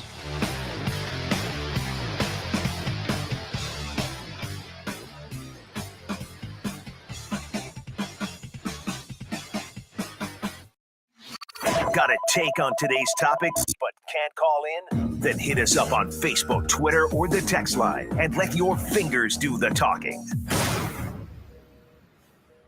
Do you believe that everyone deserves a safe and decent place to call home? At Chippewa Valley Habitat for Humanity, they share this belief and work tirelessly to make it a reality. Chippewa Valley Habitat for Humanity is a nonprofit organization dedicated to building homes and communities for families in need. With the help of generous donors, dedicated volunteers, and partnerships with local communities, they're able to bring hope and stability to those who need it most. Imagine the joy on a family's face as they step foot into their new home, a home that they've worked alongside volunteers to build. It's a life-changing moment that fills hearts with gratitude and hope for a brighter future. But we need your help. Whether you can spare your time, donate funds, or offer your skills, every contribution counts. Together, we can make a lasting impact. Be a part of something greater than yourself. Visit cvh4h.org or stop by the Restore to learn more. Together, let's build homes, build hope, and build a better future for families in need. Because everyone deserves a place to call home. Today's job market is full of demand for skilled trade workers. Electricians, welders, mechanics, these and other trades are the backbone of every community. They're also a huge part in making sure the Army National Guard is always fulfilling its mission of service to our country and communities. Soldiers train to keep the power flowing, engines running, and supplies moving. The skilled trades these soldiers perform are the same ones needed in today's civilian workforce. Army National Guard soldiers are on the fast track to learning skills that can set them up for success at home with companies looking to hire the best. With options from plumber to helicopter mechanic and everything in between, soldiers are able to select the trades that best fit their lives. Their resumes are being built through their paid training and part-time service. Find out how you too can learn a trade profession and serve your community and country by visiting nat.com. Sponsored by the Wisconsin Army National Guard. Aired by the Wisconsin Broadcasters Association and this station. Uh-oh, Brad's buzzed. Oh, yeah? Yeah, he's starting with the woots. And now a speech. I just want to say that friendship is about heart and brain. Who's with me? Good thing is, he knows when he's buzzed. And my brain is saying, when it's time to go home, somebody call me a ride. Love that guy. Me too. Know your buzzed warning signs? Call for a ride when it's time to go home. Buzz driving is drunk driving. A message from NHTSA and the Ad Council. Stand by as we continue our dig for the truth and the toy at the bottom of the cereal box. Oh, got it. The Dan Kasper Show.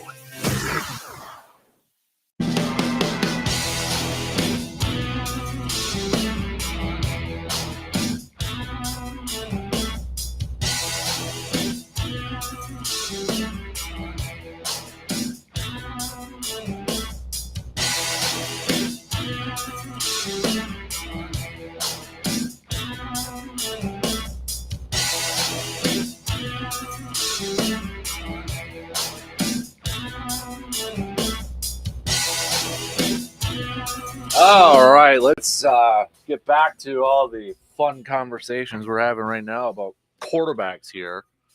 With now we got JC and the EC. Hot take, Justice Cleveland. Hi there. That's my hot take. Oh, how you doing, man? Good to see you. Doing good. Yeah. Doing good. Busy, I know, on the locals prep scene and such. Yes, so. these 2 weeks here, this last weekend and the next week are probably the two busiest of the fall season. So yep, running around like crazy.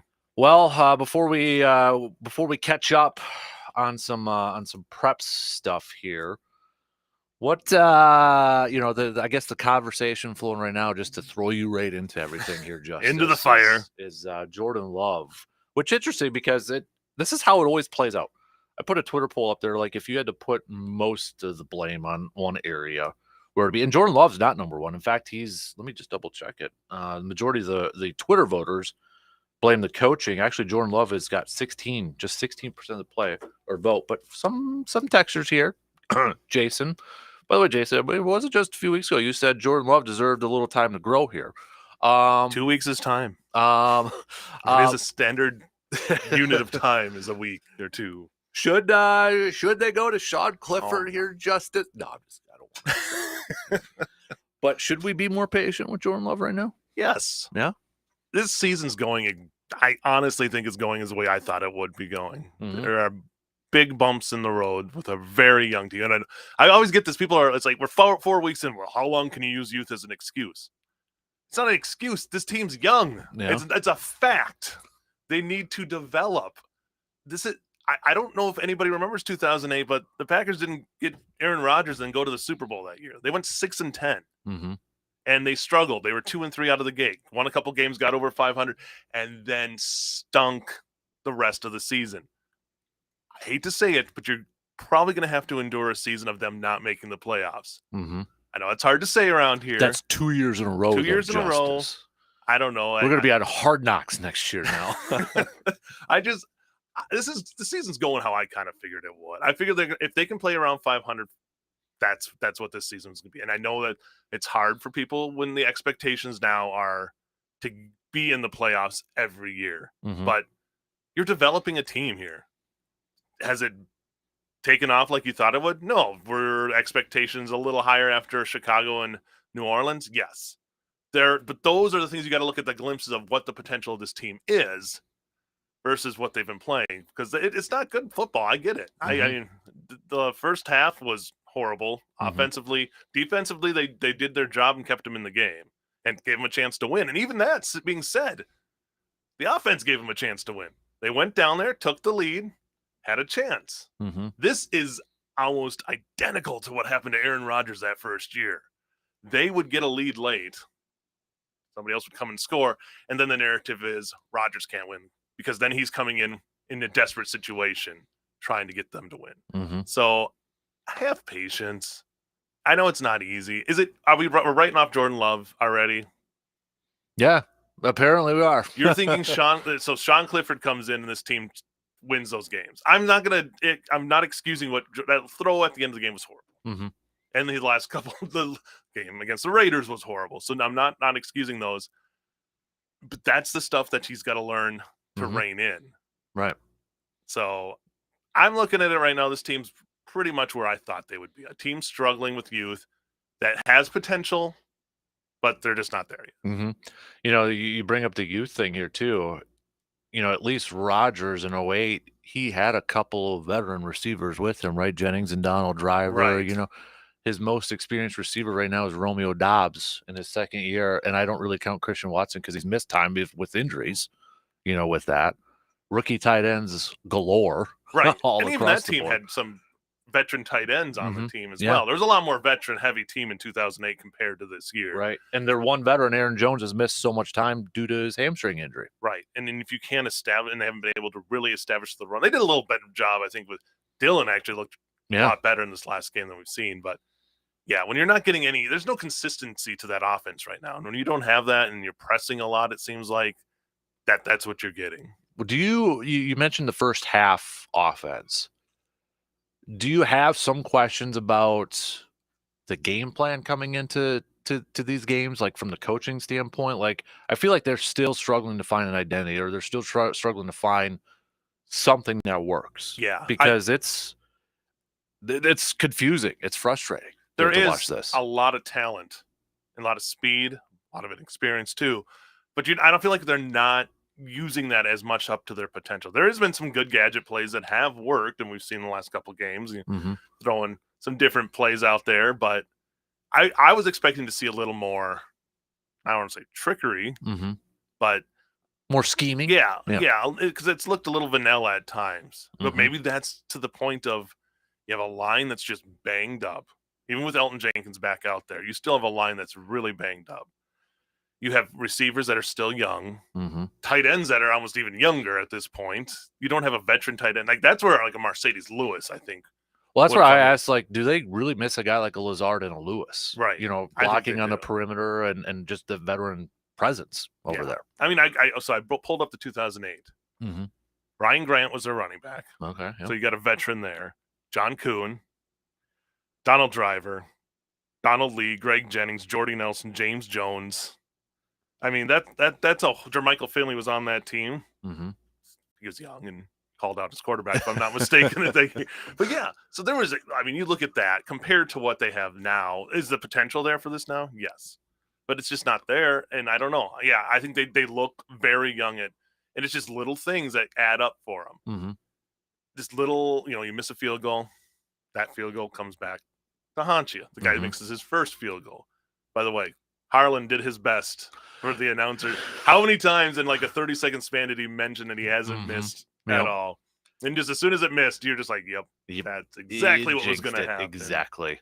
So you have He is a national treasure. I do appreciate the Romeo Dobbs catch, and he brought up the Seattle. The poetry, he said, from the heavens. It was a prayer answered this time, sort of thing. So shout out Kevin. Yeah. Over there. No, so even like you think of Watson's injury at the end of the game. If he doesn't, they don't have to burn that timeout because of his injury. Now that's not hit Watson. I'm not blaming Watson on that, but it's just little things like that have added up for him because they would at least had one more play, maybe 30 seconds because they would have been able to call the timeout, and then Denver would have had to punt.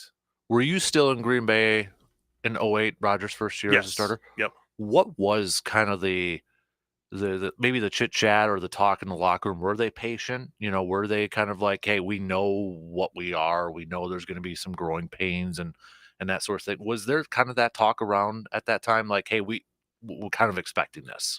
I think so. I mean, you had a first-year starter, and I think everybody kind of figured that.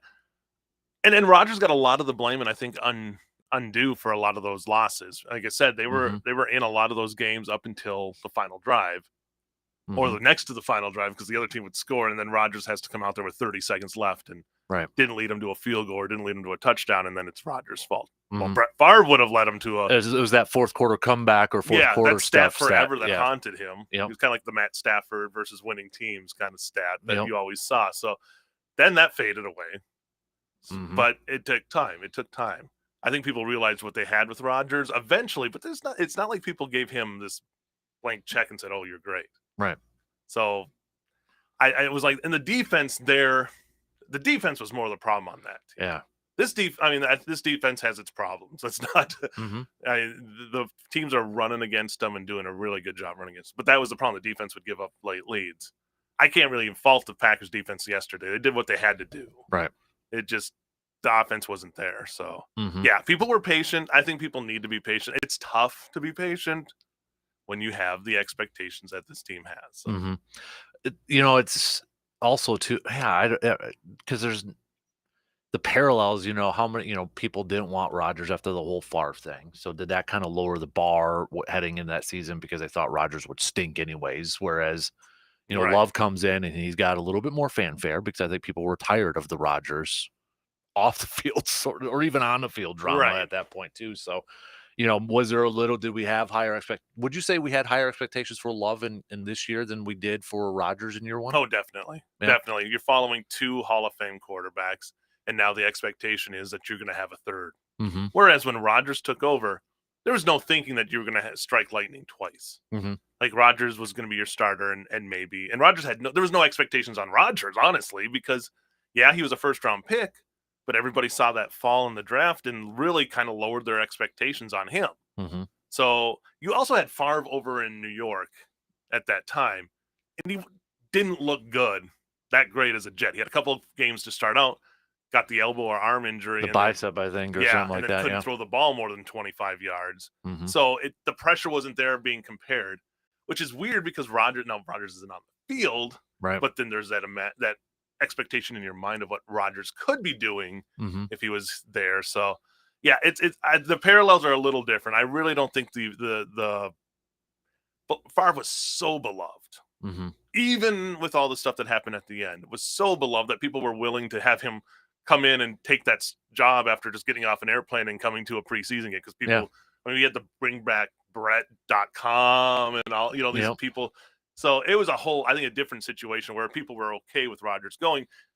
But that also, I think, put a lot of pressure on Love because people were like, okay, Love can just come in and take over the mantle. Well, it's not that easy in the NFL.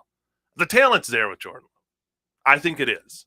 I think we just got to give it some time. And I think he's got to take it upon himself too. Right. I think he's the mechanics on some of those throws, especially the deep throws, it's very similar to what happened to Rodgers at times where he gets out of his mechanics and he's skying the ball over. I would much rather have Jordan Love than Russell Wilson right now. Ooh, okay. Watching that game, I think right now, the ceiling right now for Love is much better. Let's say if you could trade up, would you take the trade of Russell Wilson for Jordan Love? If I was planning for the future, no. Right. Yeah. And if it was Russell Wilson 3 years ago, but look at some of the throws that Russell Wilson made during that game, and you telling me that that would be a step up from Jordan Love? I don't think it is. I think Love has the intangibles there. It's just a matter of having a little bit of patience and for it to work. I mean, we went back to week 1 and what people were saying about Jordan Love after week 1 and even the New Orleans game. Mm-hmm. Think about that. Think about the potential there. And this guy's basically a rookie out there starting as a quarterback. That's the thing I was going to, because you're getting a lot of people saying the guy's been in the league for 4 years. There's no excuses. He should be playing better. I wipe out, and I might be wrong on this, I wipe out year 1 because of COVID. He had no preseason games. He wasn't even active. He wasn't even active for the games. I mean, okay, getting some snaps in as a third quarterback on the I kind of wipe out that year as, because he didn't have, that experience, if you will. So yes, he's entering his, I call it, third year. Yes, he's gotten 6 starts this year and 1 other start in there. That's still 7, 8 games. Right. That experience that he's had. Is that enough? Is that fair for a guy like Jordan? And then I go back to last year, even with Aaron Rodgers. His team won 8 games. 7, 8 games, was it? So the expectations of this wasn't a team coming off an NFC championship run or a team that made it a deep like when Rodgers took over in 08 and they won an NFC championship. They were championship. coming off a team that was a couple plays away from going to the Super Bowl. Mm-hmm. Now they're a team that made a fight for the playoffs late, but struggled for most of the year and lost a lot of the veterans that were on that team. Just lost one of the best linemen in the league for the rest of the year. Now, this year, you have another one all-pro who's been banged up and is just out there fighting, and the rest are young guys that honestly probably wouldn't be starting in some places at this point. So it's you don't like hearing rebuild, retool, but this is what you almost got to look at it. Like, this team needs a year to kind of maturate and see what they can do. Now, they come back next year and things struggle. Yeah. I mean, even it's okay. You got to give Jordan Love at least 1 season. You're not pulling him off now. Right. Because I think that, like we said before, there are more problems than Jordan Love on this team. Jordan Love isn't the reason I feel like that they're losing all these games. There are more problems adding up to just Jordan Love. And so I think you got to at least give him through the season. Right. And the Sean Clifford, what's Sean Clifford going to come in and do with this team that Jordan Love is doing right now? I don't think it's going to be any different. I think it was it's the preseason plays that we saw from Sean Clifford. He's throwing interceptions, but he bounces back and he's throwing deep. Right. He's throwing the long ball. He's throwing, he's not deterred by these interceptions. He comes back and, he's throwing a touchdown pass because who's that remind everybody of? Yeah. It's a gun. Number it's 4. that. It's the gunslinger. It's the gunslinger thing. But then what do you think?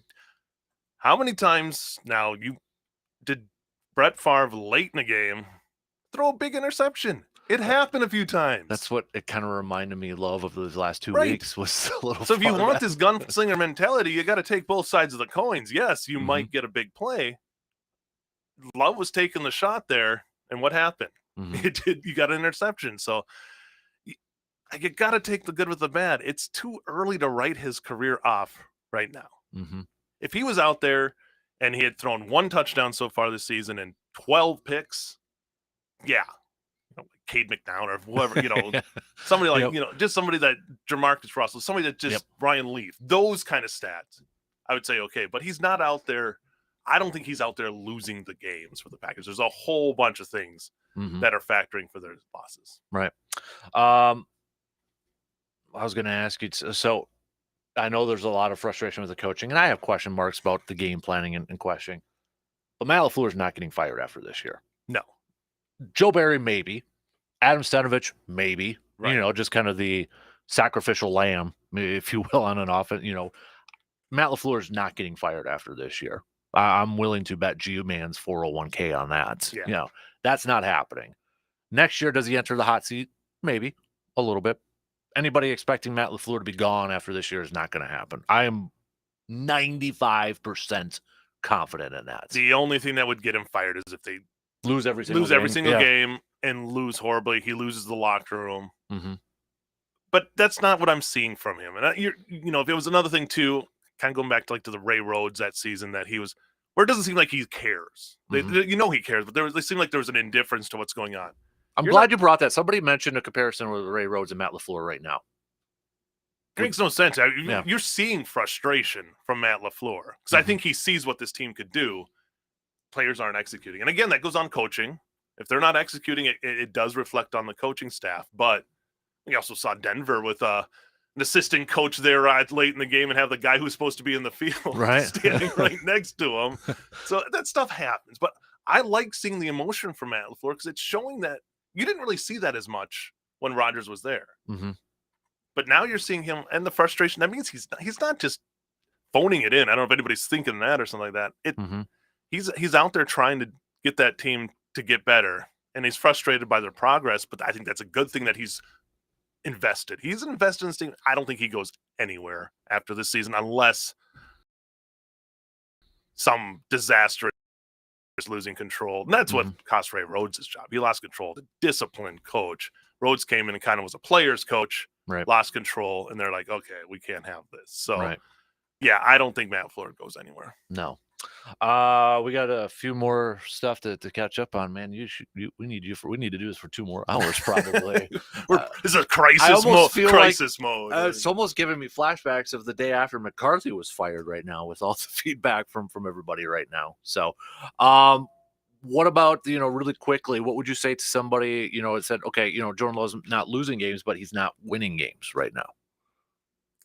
That's a fair assessment. Like, he's not going out there and making that play like you need him to do in the last 2 games late. Right. They're in position though. And he's keeping them in position. He's not out there. Like I said, I don't think he's out there losing them the games. That's the next step is going out there and maybe getting a little more clutch. And that exactly is what happened with Rodgers. It was a progression of, okay, you can get him to this point. At some point, you got to make that next step. And they did it against New Orleans. So we know it's possible there. What on offense they need to kind of figure out is what is working late in the second half that they did in the first half just doesn't work for their design. Go off of what is working with maybe the more up-tempo, faster pace. Yeah, you got to keep going with that because it's really what's going in the first half has not worked at all. Those negative plays, it just like derails their series. It seems like it's like, hey, they get a positive, then they suffer a 5-yard pitch out loss play or something like that, and it's just like, oh, that series is done with. And that goes to the line. It really does. That line is just it's struggling, and even it wasn't as bad this last game, but there was still, you watch, Love's got no time to work, and if they're trying to do something in the backfield, there isn't much time to get it done. And that's where you end up losing those big chunks.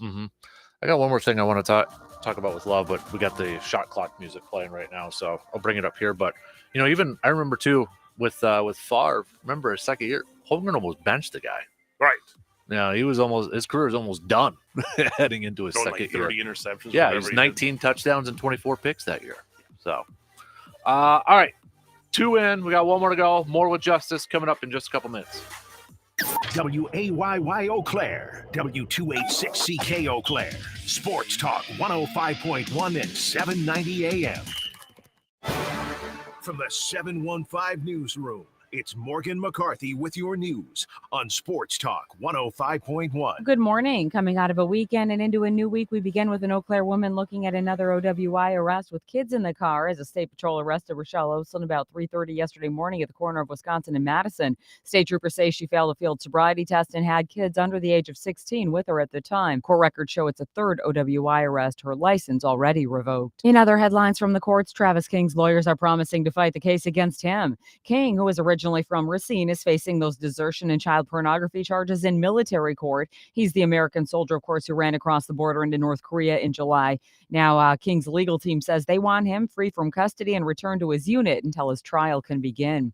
Meanwhile, the woman accused of killing her friend with eye drops will face a jury this week. Jesse Kurczewski's trial set to begin in Waukesha today. Investigators say she poisoned her friend with eye drops in 2018 and also stole nearly $300,000 from that same friend. She told police her friend was suicidal and a drug addict. Her trial could run through the end of next month. Well, the plan to spend $500 million in taxpayer money on the Brewers ballpark rounds the bases. Could be a done deal by the end of the week. They're looking to bring it home at the Wisconsin state level, with the Senate scheduled to vote on a funding package Wednesday. Wednesday. Lawmakers say they want to add a few things before the vote, including a likely tax on non-Brewer events at the ballpark. Now, Governor Evers and leaders in Milwaukee are on board with the plan. The Brewers are promising to stay in Milwaukee until 2050 if the deal is approved. And of course, if we move from the diamond to the field, not such a great one yesterday.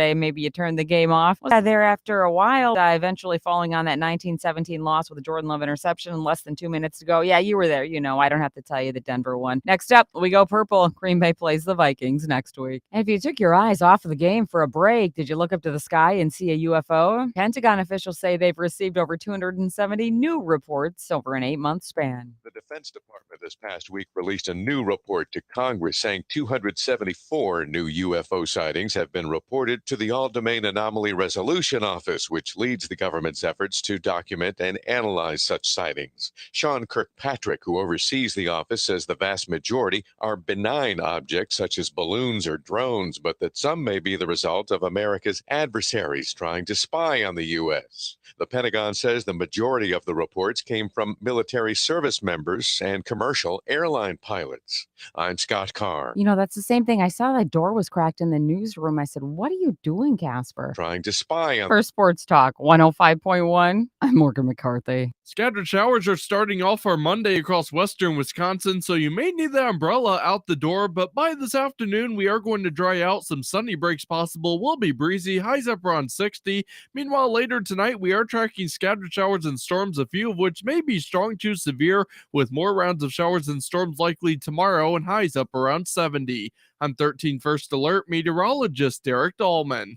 Shoppers, listen up. Are you ready to save big on all your grocery needs? Why wouldn't you? Well, then head on down to Hy-Vee in Eau Claire where the deals are sizzling hot. Hy-Vee has the fresh produce, top quality meats, pantry staples, and all your favorite brands under one roof. And don't forget about their amazing in-store bakery and deli. Need a quick bite to eat? Hy-Vee in Eau Claire has many different options to choose from at their food court as well. So go ahead and visit Hy-Vee in Eau Claire, your one-stop shop for savings, quality, and convenience. Introducing Discover Cashback Credit, a game-changing checking account with cashback. Eligibility and terms at discover.com/cashback credit. Discover Bank, member FDIC.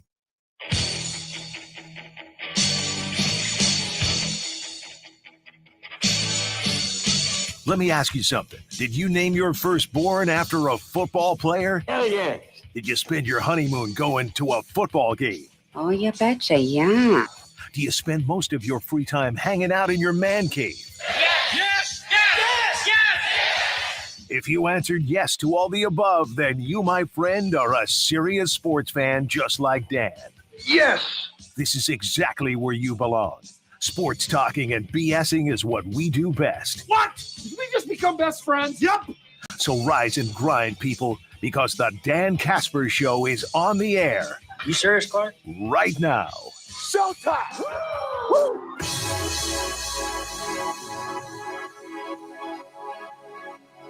Third and final hour on this frustration venting Monday. Manic Monday. Manic Monday. A couple texts to catch up on here. Chaz, I think Jordan Love needs to be in a fast-paced offense. They need to wear out the other team in the first half and then go for the throat. Go for the throat, bro, in the second half. Sweep the leg. We got another texter, don't know a name on this one. Favre won games in his first year starting. I think it was 8-5 was the official record first year starting. They just missed the playoffs that first year. They were 9-7 at the end of the year. Yep. Then 9-7 the next year, and then 9-7 in the third year too. Yeah. So there were plenty of growing pains. Don't I don't want to. Those early years with Favre were great to, oh my, like you would just be like, oh my goodness, how did he make that throw? Right. To, oh my goodness, why did he make that throw? So, yeah. And there is, Holmgren talked about, like, they almost, was it the Vikings game? They're like, they almost benched him for Mark Brunell. And that could have been the end of the career for Favre. There was hollering and like 90, not hollering. Sorry. They were hollering.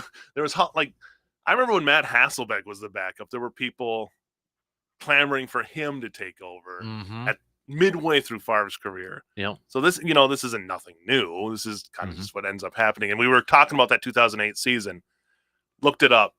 7 out of the 10. I added up. 7 out of the 10 losses that year one possession games. Mm.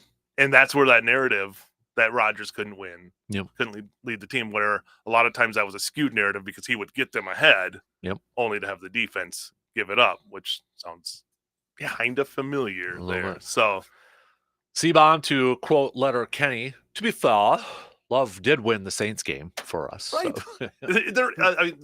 Again, this is not where anybody wants to be at 2-4, but this is a lot of this is kind of to be expected with a young team. Mm-hmm. Mike, good morning, Dan. This is Mike. Just wanted to say I don't think Coach LaFleur is the issue. It's like they're all so young. It's going to take a couple years to get everybody's seasoned for next year. We should have more cap space, in the way they are playing a pretty high draft choice. So I'm hoping that we get some muscle and some power in the trenches. That's what we need, as we need more power up front. So yeah. LaFleur looks like an elementary school teacher, frustrated with a class that's not listening to what they're doing. You know, you can lay out the best plan, but they're at times you can just tell he's like, like what was a 4th down play where you could see him audibly just like, what were you doing? Like what? So that's tough. And then I saw on Twitter like that one early play where Watson and Reed ran to the same spot. Yeah. Like the coaching staff was just on Watson, I guess, on the sideline. So yeah, kind of gives you a little insight on that one. And just going back to a narrative we have pushed forever is like, wide receiver in the NFL is such a tough learning curve. That's, and we're going to see if Watson makes that next leap, but also kind of be patient with him because Devontae's second year was a struggle. That's the one thing I would say too, like that, Ted did a fantastic job with that. I think Goody kind of fell a little short of, always had the cupboard full of wide receivers, to where those young guys never had to be the guy until like their 3rd, 4th year. Yep. Uncle Teddy did a good job with that. If this, we can go back and forth because I don't think Devontae wanted to be on a team that was rebuilding like this. If they had a Devontae, it's probably different. I will give him credit. I heard you call earlier. You have that safety valve, and that's what they had. They still had Donald Driver. Yep. When Aaron Rodgers, they still had Greg Jennings. So you had, and even James Jones at that point had been, I believe, in the league a couple of years. Yep. That was, I think, his 2nd or 3rd year. Yeah, so, and had Jordy developing. So you had a really good tier of running backs from top to bottom on this team. Still, everybody's almost on the same level. You see it at times with Watson because Watson just has the talent is there, like the speed, and Romeo at times too. But no one is that number one right now, and that's tough when you're a quarterback. And then tight end wise, I don't know if they have a number one tight end at this point. Yeah, that you can just rely on. You don't have a Travis Kelce, a big safety valve, if there ever has been one in football. Like Mahomes knows if no one else is there, Kelsey's going to find a way to get open. Yep. That's a huge safety blanket to have. Let me ask you this before we get to, because we got a lot of local stuff to catch up on here quick. The one thing, and this is just my opinion, just by looking at it, Love looks, it kind of goes back to the Favre thing, because I think Holmgren talked about this at Brett's Packers Hall of Fame induction, where he said there was like one time I was either on the bus after a game, I think it was after a loss. It was after a loss and playing or bus or whatever. But Favre came up to Holmgren and said, "I finally get it." And Holmgren said something like, he's like, that's when you hear a quarterback say they finally get it, where it starts to slow down for them. Right. I feel like it's not slowing down yet for Love, or he's not there yet. You know, like, is he a second behind? Even on throws, like, instead of throwing it when the guy's just coming out of his break, he's waiting for the guy to come out of his break, then he's throwing it.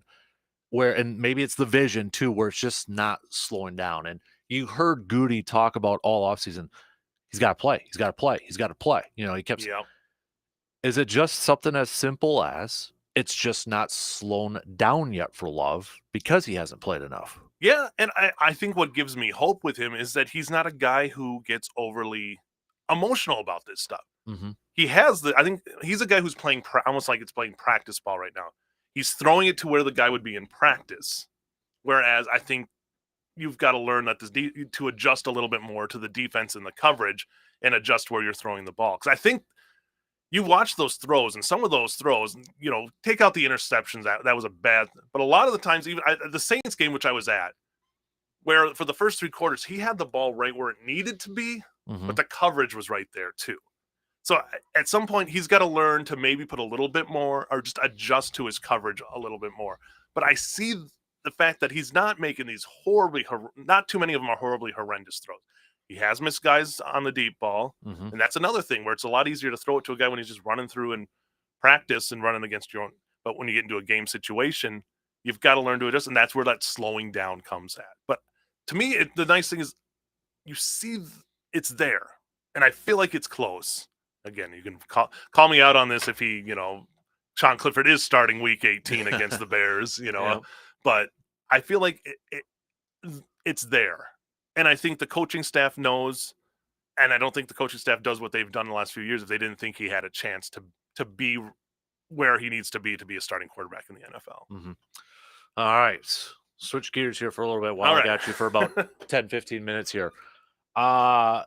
Opening round of the playoffs, we had a couple upsets, man. Chippewa Falls taking down number 1 Hudson, and I know Brandon on Friday was talking about, he's like, in their regular season matchup, it was a close game. Right.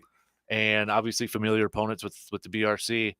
Reykjavik's group was ready to go, and they go into Hudson and take down the number 1 seed. That's the experience of Rayco. Yeah. I mean, Brandon, we're talking about that last week too, and I'm like, if there's a team that can go on the road and at least give them a game and have a chance to upset, it's going to be Chi High, and it's almost we've seen them do this. We've seen them barely make the playoffs and come in and upset a team because they know how to switch that gear into the playoff mode. And yeah, they went out there, they got the lead early, were able to protect the lead and get the win, and they're moving on, heading over to Neenah. Oh, your old stopping-ish grounds down over there. So that's where they go. 6:00 start, I believe, at Friday. I just looked at the schedule a couple hours ago. But yes, I mean, that was a huge upset. But with Ray, that's a Hall of Fame coach over there. Probably more like you and Brandon, maybe some local people. Maybe not that big of a surprise just because of the history and lore and that sort of stuff. And the familiarity. I mean, that's a rare thing to have that much tape on a team your tape. I know this. But film or anything on a team. I go even farther back. I don't know why I do that, but sketchboards. Right. But on a team that you're playing in the playoffs to have that rematch, it helps. I mean, we saw it was Menominee went on the road at New Richmond or at River Falls. 2 teams that were familiar with each other, and that definitely helps when you're playing in the playoffs to have that familiarity with an opponent. Yeah. You mentioned Menominee. Is it Menominee and New Richmond in Division 2 that's this round here now too? So Menominee beat. New Richmond beat Marshfield and Menominee beat River Falls. So a 3-2 matchup here. Yeah, so another rematch. So exactly. We'll see what happens there. And then in Division 3, I mean, it's like Rice Lake, continuing to do their thing, right? Oh, Rice Lake is just a fun team to watch, and they just they suffered a loss early in the season, but since then they've been just a machine going through that middle border schedule and playing some tough opponents like St. Croix Central being thrown in there and Baldwin Woodville too. But yeah, they look really good. I'm looking at that bracket because I mean Medford's a 2 seed in that spot here too. But these are for the teams moving on. So Rice Lake plays Sparta, Onalaska plays Medford, all chalk. But these were the scores: 50-7, 43-8, 56-6, 41-3. Yeah. So the cream rose to the top with those teams right away. Exactly. So Division 4 here, you mentioned St. Croix Central and Baldwin Woodville. Yeah, battle of the neighbors. There's about 5 miles separating those 2 high schools. So that should be a really good one there for a 1-4 matchup, I would imagine. Exactly. What do we got here for Division 5? Colby moves on to face St. Croix Falls. Stanley Boyd versus Northwestern. Stanley Boyd. I mean, that is a offense that can just gas you. They have big plays every week when we have them. Northwestern, being said, is a really tough team. Koenig's team, they'll be up for the battle. I think that should be a good game.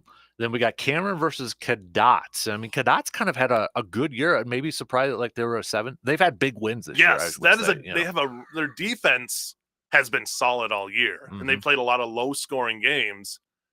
The offense has started to catch up, and at the right time. So this is a team that's playing their best football at the right time. That's the old cliche when it comes to playoffs, but Cadet, I think that's going to be a fun game. And, Cameron's got a high-powered offense. So I think we're looking at the battle of the seas there. That should be a fun one. And on the bottom there, talk about 2 programs that have a lot of history, Mondovi and Stratford. Yeah. And playoff football. That should be a good one in a 3-2 matchup. Yeah, I mean, you say those 2 names there, and you brings up a lot of memories of high school football. So, yeah, Mondovi had a tough time with Bondwell for the first half there, and even needed a drive late to get the win. But, getting tested sometimes in those early rounds can help you later in the playoffs. And then Division 7, I mean, you got Boyceville as the 1 seed going up against Spring Valley, Regis versus Edgar. That should be a fun one. Yeah, I mean, those if you two. talk about powerhouses in football, Yeah. Regis and Edgar right there, 2 teams that are continuously winning conference titles, going to state championships, winning state championships, and even that matchup before, Spring Valley Boyceville, that should be a good matchup there too. Yep. You get another rematch there of 2 teams that have played each other. The Fighting Chance Dickmans cashed in a 1 seed down there too. Yep, going up against Cochran in Fountain Fountain City. So that'll be a battle down near the Cooley, and then you got Pep and Alma, undefeated, trying to keep that rolling there too. So if they see what they can do, they've done just a monster offense. I know 8-man football kind of went a little chalk here too. Clayton going up against McDonald Central now. Gilman going to be taking on Thorpe. So a quick road trip right there. That's a good kind of regional. I mean, Thorpe played Owen Withy. Yep. Now you get Gilman to see what they can do. Gilman, I mean, took down the defending state champions in Wausau Newman this past week. So, and then McDonald just keeps on rolling too. So I mean, it's the 8-player that game to go to state. Whoever's in it. It's going to be a great battle. Absolutely. Really good battle. I know, too, just sticking with football here quick before we get to the other preps, because you were checking out Blue Gold for a little bit at Platteville. They got off to a really fast start, and just they couldn't hold on towards the end there. You see the pieces starting to come together. I mean, to do what they did to start that game, everything was clicking to start the game. And then it kind of, you don't get a first down, 3-out defense gives up some touch, and it kind of fell apart more towards the end, but the effort's there, and it's a team that you can see that it's making progress and building, and to do that, what they did to start the game, I mean, everything looked good. Go for the quick onside kick, and then just 2 touchdown passes right away. You wish you could hold it, and the defense was on the field a lot after that. The offense kind of just stalled and wasn't able to do it. But again, with what Coach Erickson's doing there, you can see the pieces and the foundation being built, and that's what you want, right? And I think, it's a tough stretch for them coming down the end of the year here. And, they're going to have some tough games. Lacrosse, I mean, even Stout with that offense that they're putting up, and then Whitewater to finish up. Yeah. I mean, so you've got, 2 regional rivalry games there, and then you throw in Whitewater, who's everybody's rival in the WIAC. It's going to be a good benchmark to see. And I think that, those next 2 games are the ones that they want to see what they can do, especially a lacrosse team that's ranked highly, a Stout team that we've seen lose some tough games, but still put up a lot of points. So that should be a fun one to see too. Absolutely. So we do have back to the preps here, because it was you were checking out a lot of volleyball. I know you were this past weekend too. So regional champs, a lot of local teams, regional champs. And a fun matchup coming up in the sectionals in D1 with North and Memorial battling each other with a chance to, get another step closer to state. One of those teams will be battling for a state berth after this next round. So that's a lot of fun. McDonald continues to be McDonald. And just, they're in D3 now, but they're still playing just some great volleyball. I went up to Bloomer, and unfortunately they lost, but a great battle with Prescott. And there's just, the level and intensity you're seeing right now is just insane. Fall Creek getting a win, That's a team that early in the season kind of struggled, and it feels like they finally found their path and are playing very well. And if I forgot anybody else, I hope there's a lot though. Yeah, there's still a lot of teams out there. So cross country, we got some teams going to state. I know Bloomer. Was boys and girls team. Boys and girls. I was up there at UW Barron County where they had the race. Shout out Chargers. And it was fun to watch that Bloomer team. I mean, the Bloomer, I believe every girl on that Bloomer team is a underclassman.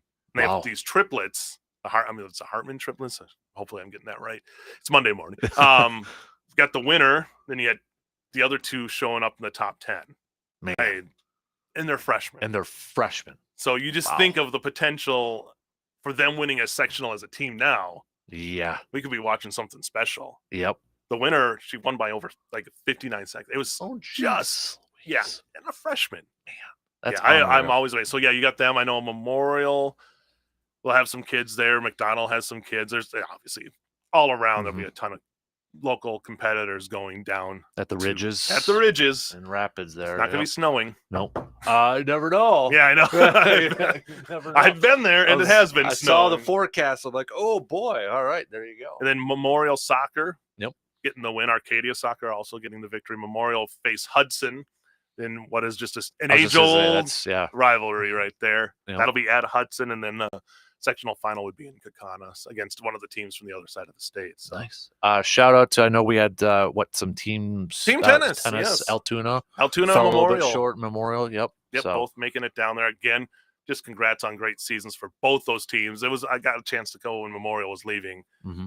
Just fun to be a part of the community, and they were all talking to me about Altoona and how much that team is, which is fun to see because that means just the community in this area. Right. The tennis just continues to grow and get better. Absolutely. So a lot of stuff kind of wrapping up before you know it. The winter sports. See, I know even like Blue Gulls, they've been scrimmaging for hockey and such, and that's coming up around the corner. They had Dubuque. Yep, they had a nice exhibition. So their openers this weekend. Boy, and I believe the women were on the road, or they're on the road. Were they on the road? Trying to keep it. I don't know how you could remember all that, anyways, dude. That's a lot to remember. I always people don't. I sit down and do a schedule, and it's like an hour and a half of my day. And it's usually on a Sunday night. St. Benedict women's. St. Ben's. Yeah, looks like they're home on the 27th. So yeah, I mean, we got that. Swimming will be next week, so you'll have that coming up as well. So we're in the thick of it. This is really the busiest time. These last 2 weekends. This past weekend probably the busiest one, just because there's so much going on with everything. And then this weekend again will be also with state cross country. You throw in those sectional games for soccer and volleyball. And, yep. Because we'll find out this weekend for volleyball who goes to state, right? Yes. Because we got, is it the first round or first set of games on Thursday? Yep, Thursday, Saturday, both for them and soccer. Okay. So yeah, we'll see who's heading over there. Pretty good shot. Some local teams will be going down there. So that's great. And it's fun to see. And, especially, I look at North Memorial for them to be in this position that one of those teams has a shot to go to state coming off after this. It'll be a fun battle then. Yep. Really quick before I let you go, what was your reaction to that Badger football game? And I mean, it could have been really a venting Monday if Badgers would have lost to Illinois. Luke Fickell needs to be gone. I honestly left it after the first half because I had stuff to do with the kids, and then came back and then like, oh my god, oh no, because I was out shooting, I was shooting stuff. Yeah, so I'm like, they won. Yeah, I was watching that first half, and that offense looked at times worse than it did last year. And I think I know you're trying to switch things up a little bit there, but it's a good win because it's a comeback win, and that's the kind of win that can build them up for the rest of the season, especially coming off the loss to Iowa. And now you got Ohio State. That's going to be if you can pull some kind of miracle. Obviously, Luke Fickell has the history there, so that'll be a fun one. The thing is, too, is like Wisconsin's still in it for the Big Ten West because Minnesota helped them out. Beating Iowa. So what a way for the Big Ten West to go out, right? Just a mess, and that's just the Big Ten West. Yeah. It'll be the legacy on the tombstone. Big Ten West, just a mess. Just a mess. Because Wisconsin, they're 3-1 in conference play with the one loss to Iowa. So I mean, hell, 3-2 might get this thing, or 2 losses might get this thing done. The Minnesota game's going to end up probably meaning something. Yeah. Because who does, just kind of doing a little schedule look here? Who does Iowa's got? Northwestern, Rutgers, Illinois, Nebraska. Yeesh. Illinois. Hopefully. You got to cheer for Brett and Jimmy to get it done for us there. Iowa's not going to outscore that Iowa team is like a throwback to like the 1950s right now. Like we're going to try to beat you 12-6 every game. Yeah. Yikes. It's only getting, they lost more players, I believe, too. So they're just, it's going to be a struggle. 12-10. Hey, everybody who bet the under for that game, well done. There's Minnesota fans who are like, I remember in 1965 when this was how every game ended, 12-10. 12-10. Big Ten football's back. What'd they say? The before, like the under was like 31 or something. It was like the lowest, and they still went under. Right. That is, you just don't see it anymore. But even in the NFL, that we saw some low score. The Giants game. I mean, it's 14-7. Offenses as high powered as they can be, when the defenses are dominating, it's funny because we're so used to these high scoring games. Now to get these lower scoring ones, it takes a little adjustment. Well, I think they said last week it was the lowest scoring week in football since 2014, I think, in the NFL. Now they're going to start thinking of some rule changes here. Right, exactly. They'll find something to get no more tush push unless you can gain 5 yards on it. It's ruining the game. The tush push is it's ruining the game. Are you you might be really busy, but are you going to the Minnesota? Yes, Packers? that's the plan. Okay. Yeah. You're going to go over there. So it's always a fun one to go to, but yeah, it's going to be interesting this year to see two teams in a different position than they're used to when they face off. Kind of have to wonder if the Lambeau faithful might be a little heading into that game a little on the edge of their seat, especially if they start off slow against Minnesota. Yeah, I also want to wonder how much purple you're going to see.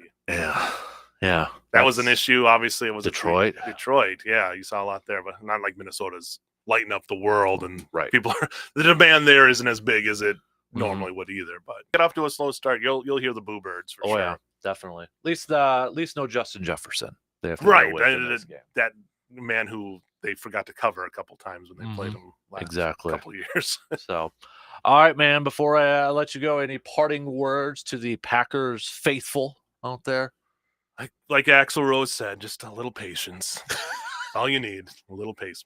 Were you waiting to quote Axl Rose? I just thought of the first thing I could think about patience, and that was the one that came to my head. That's awesome. So, Illini Greg, our good buddy Illini Greg, who is the Casper Classic champ this year. By the way.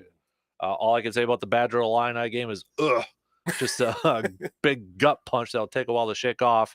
Congrats on your W. Get in touch so I can pay off my friendly wager, which is a Man Cave Light. Oh, nice. Same bet for the Hoops game, only game this year in Madison. Why not? Double or nothing. There you go. We're getting close to that, too. That's crazy. He says, P.S. Hey, Justice. So, hey. All right, buddy. Appreciate it. As always, man. Love catching up with you. Hopefully we're talking about a win sometime soon. We'll see. We'll take a quick break, and we'll be back as we start to wrap things up here this morning after these quick words. The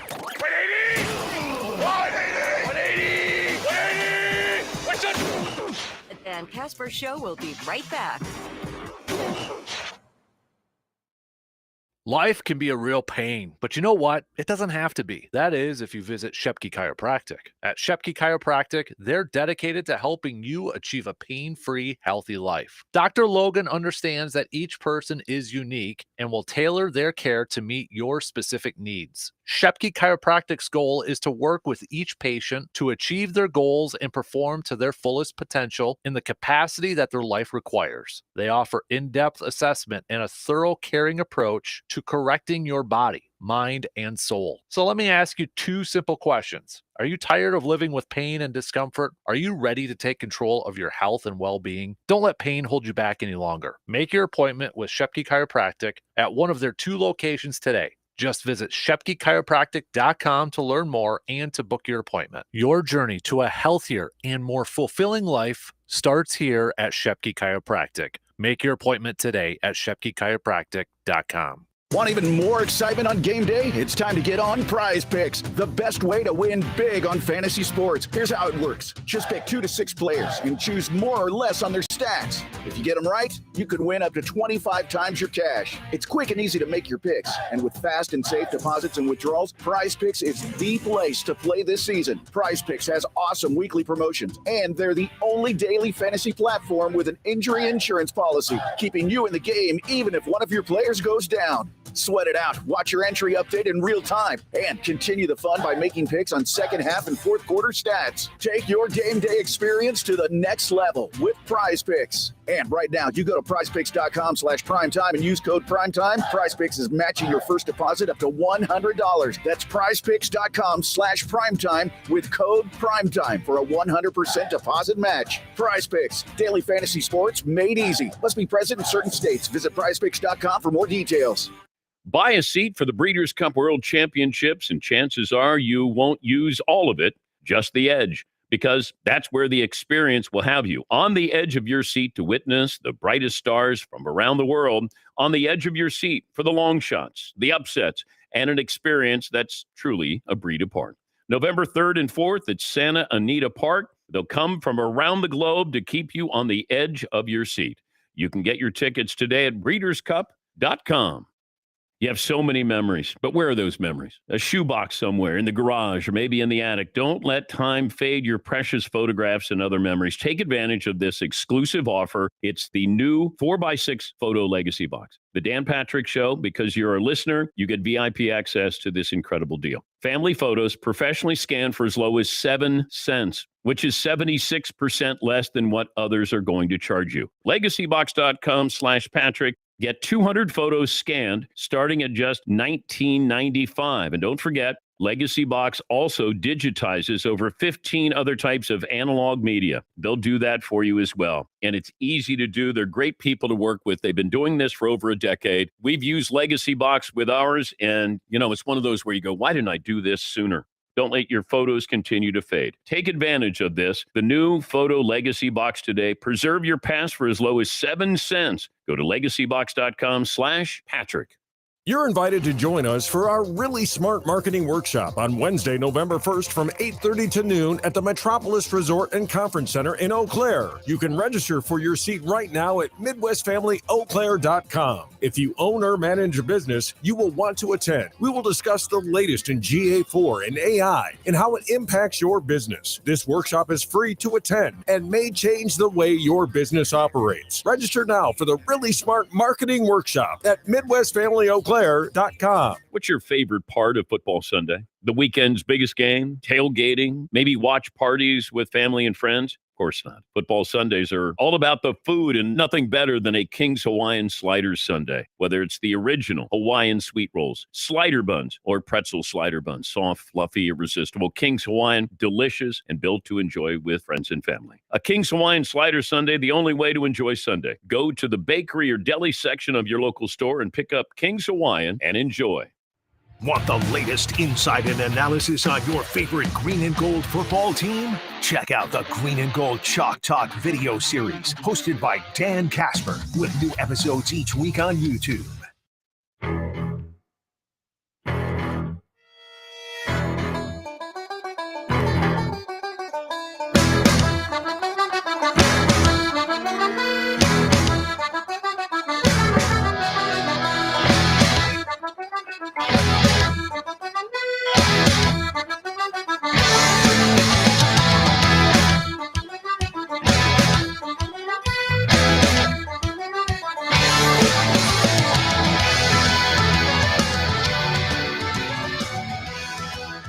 I know it's Monday, but you should probably plan on your dinner for Thursday night. And we'll stop by our good friends at Hy-Vee for their $10 steak dinner.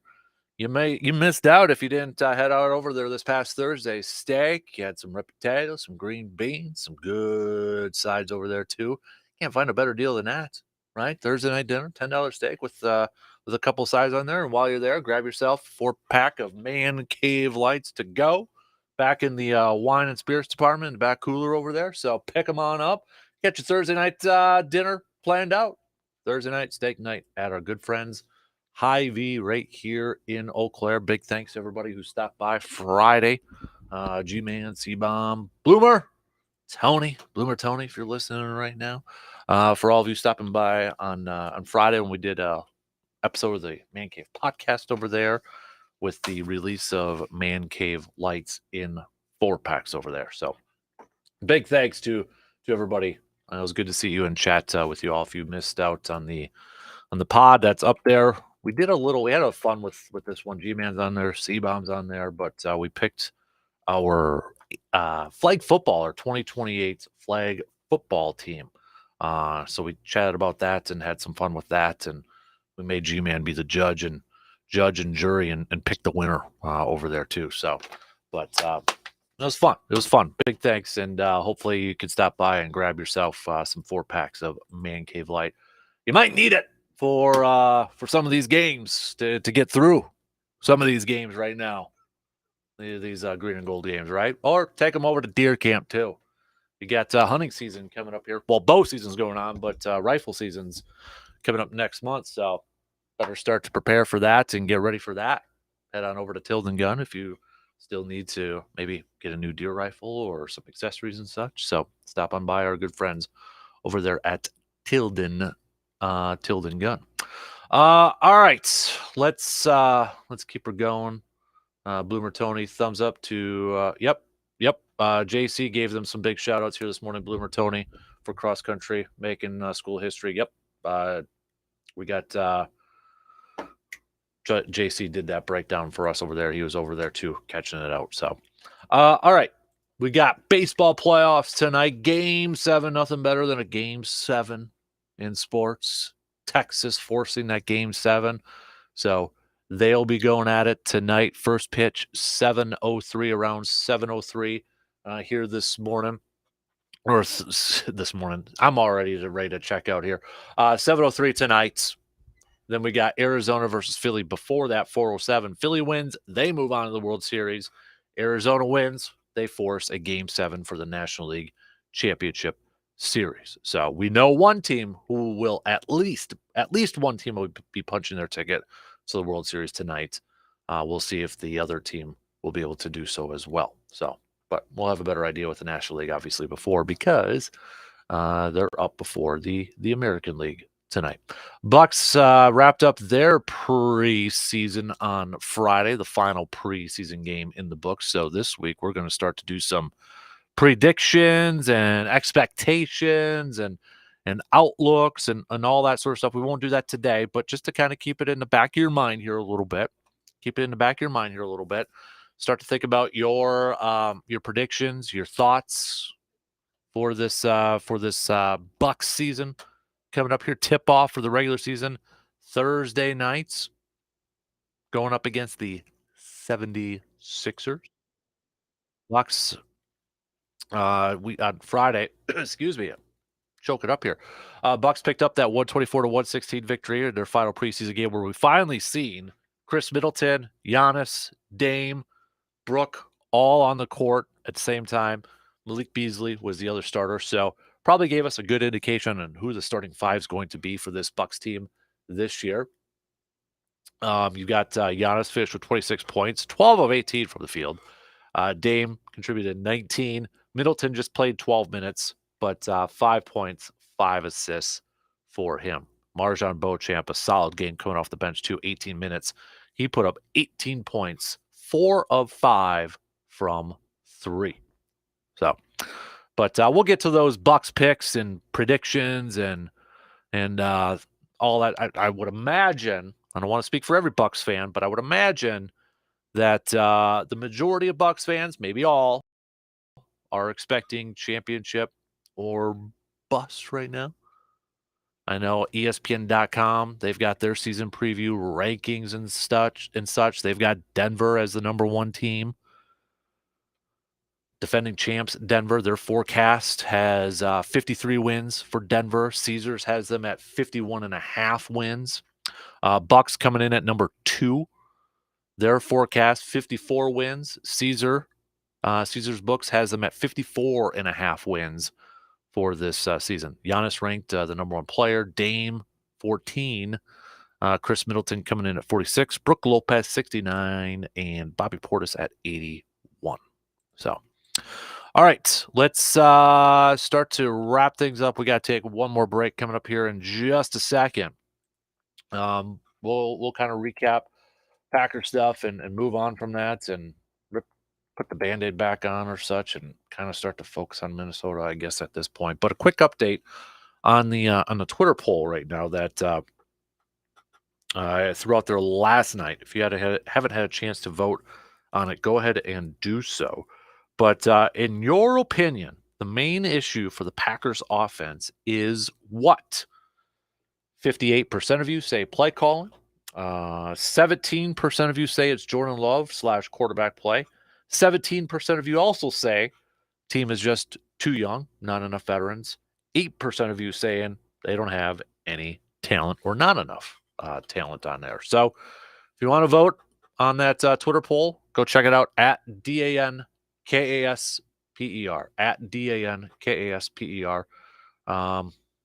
Kind of see where the final results show up at I'll be at the end of the day today since I put it up last night. All right, we'll take our final break here, then wrap things up after these few words.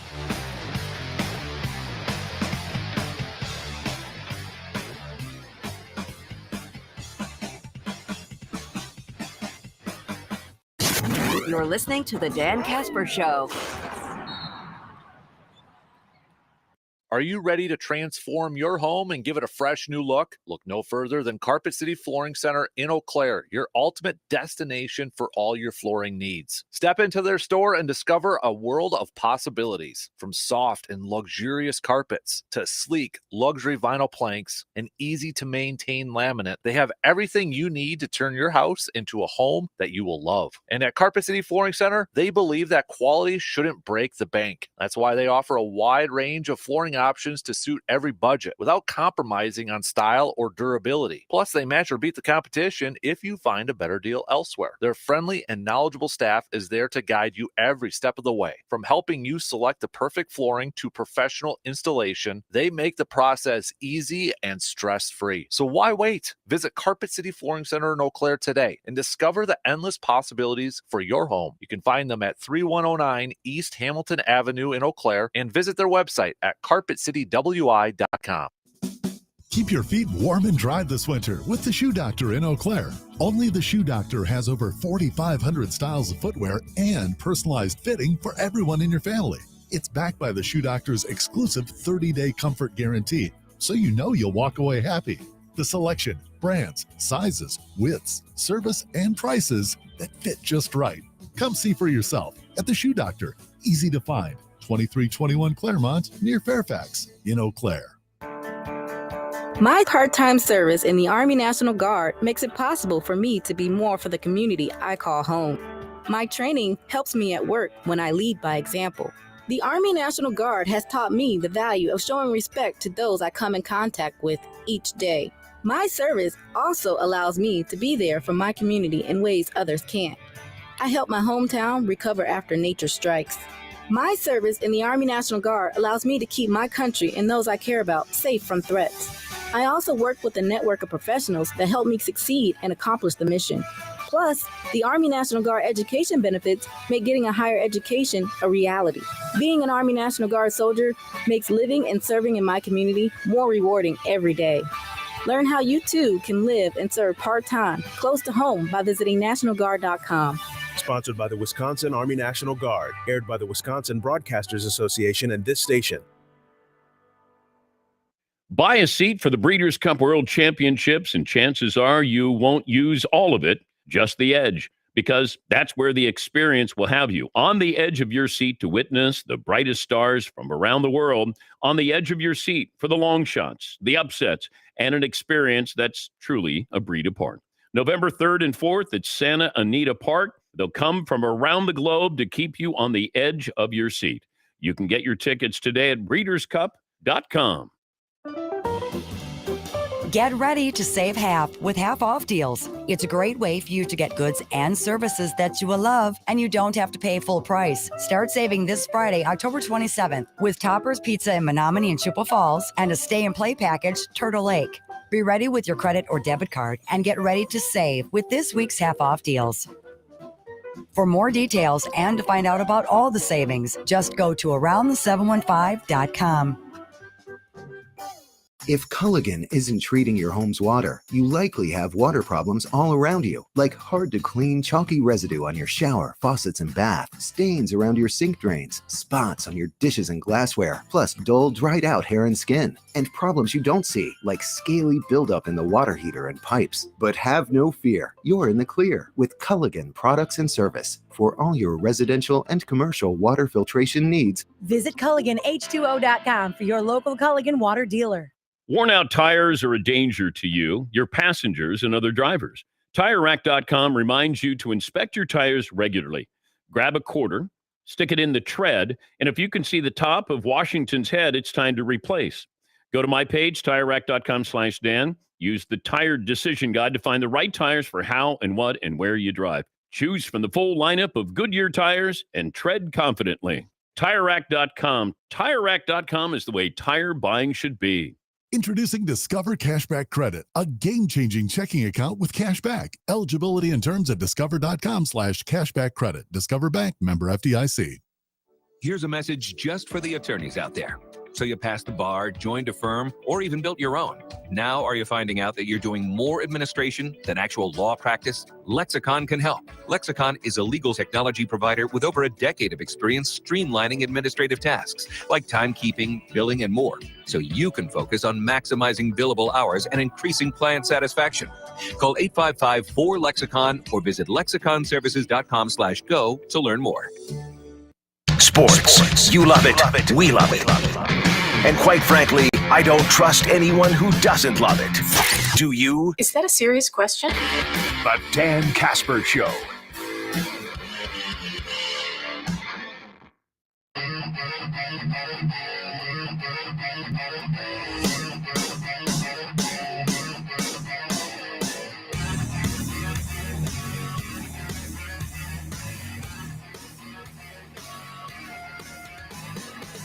Taking a look at the standings for our Pro Football Weekly Pick'em Challenge. Tony's still up there in first place, 71. Got 71 over there. Garrett in second with 69. Jason coming in with Henry, tie for third at 68. And we got a couple of us here tied for fourth, myself, Tim, and Jeremy. Brandon in a group that's tied for fifth over there too. So don't forget to get your picks in for where are we at here for week 8 after tonight's game with the Niners and the Vikings and such. But don't forget to get your picks in for the upcoming week because it's pretty evident that every single game matters at this point. So again, just go to mic hit my face. SportsTalk1051.com. Click on that win tab over there and get your picks in. All right, let's wrap things up here this morning. We got about 12 minutes to the top of the hour. If you missed some portions of the program this morning, we'll put some of the highlights up on our Man Cave podcast, available wherever you get your podcasts from, Spotify, Apple, website, sportstalk1051.com. Would love it if you could check out the podcast coming up or every day, because we try to drop an episode every day up there. Have some guests on there too with some new content too. So it's not just stuff from the show. It's content, brand new content. We're going to be recording some new stuff right after we shut the mics off. Also want to give you a little bit of a tease Thursday. So coming up Thursday on the podcast, once in a while I like to, man, I'm a history guy. I like sports history. I like to tell some stories and such. So Thursday, going to be doing this once in a while. Kind of like I like to call it Tales from the Man Cave, a little Halloween theme here. But the first one, that kind of like a story, little history sort of thing. Got the script written and everything. Took me a while there, but research is all done. So the first story going to be coming out on Thursday. So don't forget to follow and subscribe to the podcast. It's sports related, sports history, that sort of stuff. So, but that'll drop on. Am I going to do it on Thursday? Yeah, we're going to drop it on Thursday over there. So maybe I'll do it Wednesday or Thursday. Regardless, subscribe and follow to the podcast so you don't miss it. Okay, might do it Wednesday. All right, got that coming up here. So what else we got? Baseball we mentioned. We got 2 games. Game 6 tonight between the Phillies and the Diamondbacks. That's up first at 4:07. And then Game 7 between Texas and Houston shortly past 7 o'clock tonight. Winner of that one obviously goes on. Phillies win tonight, they go on. Those 2 teams, or whoever wins between Houston and Texas tonight series, Philly wins tonight, they're going to the World Series. Diamondbacks trying to force Game 7. What else we got? We mentioned we got Monday Night Football tonight to wrap up Week 7 here. I think a lot of you Packers fans ready to wrap up and even looks like even move on, judging from out of the text that came in earlier this morning and such. But majority of you, I will say, just kind of reading the text from the first 2.5 hours, 2 hours, 2.5 hours. I will say the majority of you, that's about 60-40, but kind of preaching a little patience. So at least 60% of you, I'm rough gauging it there a little bit, kind of averaging, saying, patience. Didn't expect a whole lot for this year. So you're kind of maybe a little bit more focused on 2024. I'm just kind of summarizing from a lot of you. Others, not to say everybody's like that, but other fans out there who who chimed in the first couple of hours and such, showing your frustrations, frustrated with how the season's going. You still had high expectations for this ball club and such. So, hey, everybody's got their own thoughts and opinions on the matter. But this is definitely, I can't remember. I mean, there's been times, I don't want to say this never happened, but since doing this, I don't know if I've seen so much. I don't know if division is the right word to use here, but you've got like clearly different thoughts on the outlook or how we should assess this team. You've got, the one side saying, hey, look, they're young, they're growing. We knew this heading into it. We shouldn't be this surprised on how everything's going. We shouldn't be that surprised. We should lower the expectations. This team won 8 games last year with a Hall of Fame quarterback. They got a little bit younger this year.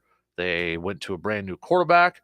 So we should have had lower expectations heading into this year. Then you have the other side who is like, nope, should have still had higher expectations. It's disappointing what they see. They've got talent. They may be young, but they're talented. They should still be winning these games. And it just looks poo-poo. I don't know if I've quite seen the division on this in the last few years. Yeah, we've had disagreements and different approaches to, coaches or styles of play, defensive coordinators and such. But in terms of like outlooks and how they should view the season or heading into the season, I don't know if I've seen it quite this divided in the last few years or so. But hey, everybody's got their thoughts. Everybody's entitled to their opinion. That's what makes sports great, right? As long as we don't fight and get mad at each other. Because you know what? We all root for the same team. Most of us. So, definitely frustrating, though. Because we still want our teams to win, regardless if, they're rebuilding or such, right? You still want to win, unless you're just going to know about having a number 1 pick because you want Caleb Williams to come to town. So, but, we'll get more comments in case if anybody even cares about what Matt LaFleur has to say. He'll be talking with the media again today. I know there's a lot of frustration surrounding Matt LaFleur and this entire coaching staff right now. Look at the poll we put out, and this was just from the offensive side. 50. Okay, it's gotten a little bit. It's changed here a little bit, but still, 56% of you saying the main issue for the offense is the coaching. We don't have a tie for second anymore. It's that they're too young is the second leading vote getter. 18% of you. So the majority. So third is you're putting the blame on Jordan Love, and then fourth is that they have no talent. So. At least those who have voted on Twitter, you're not putting all the blame on Jordan Love. You're not putting it on Jordan Love. Maybe you still believe in number 10 here.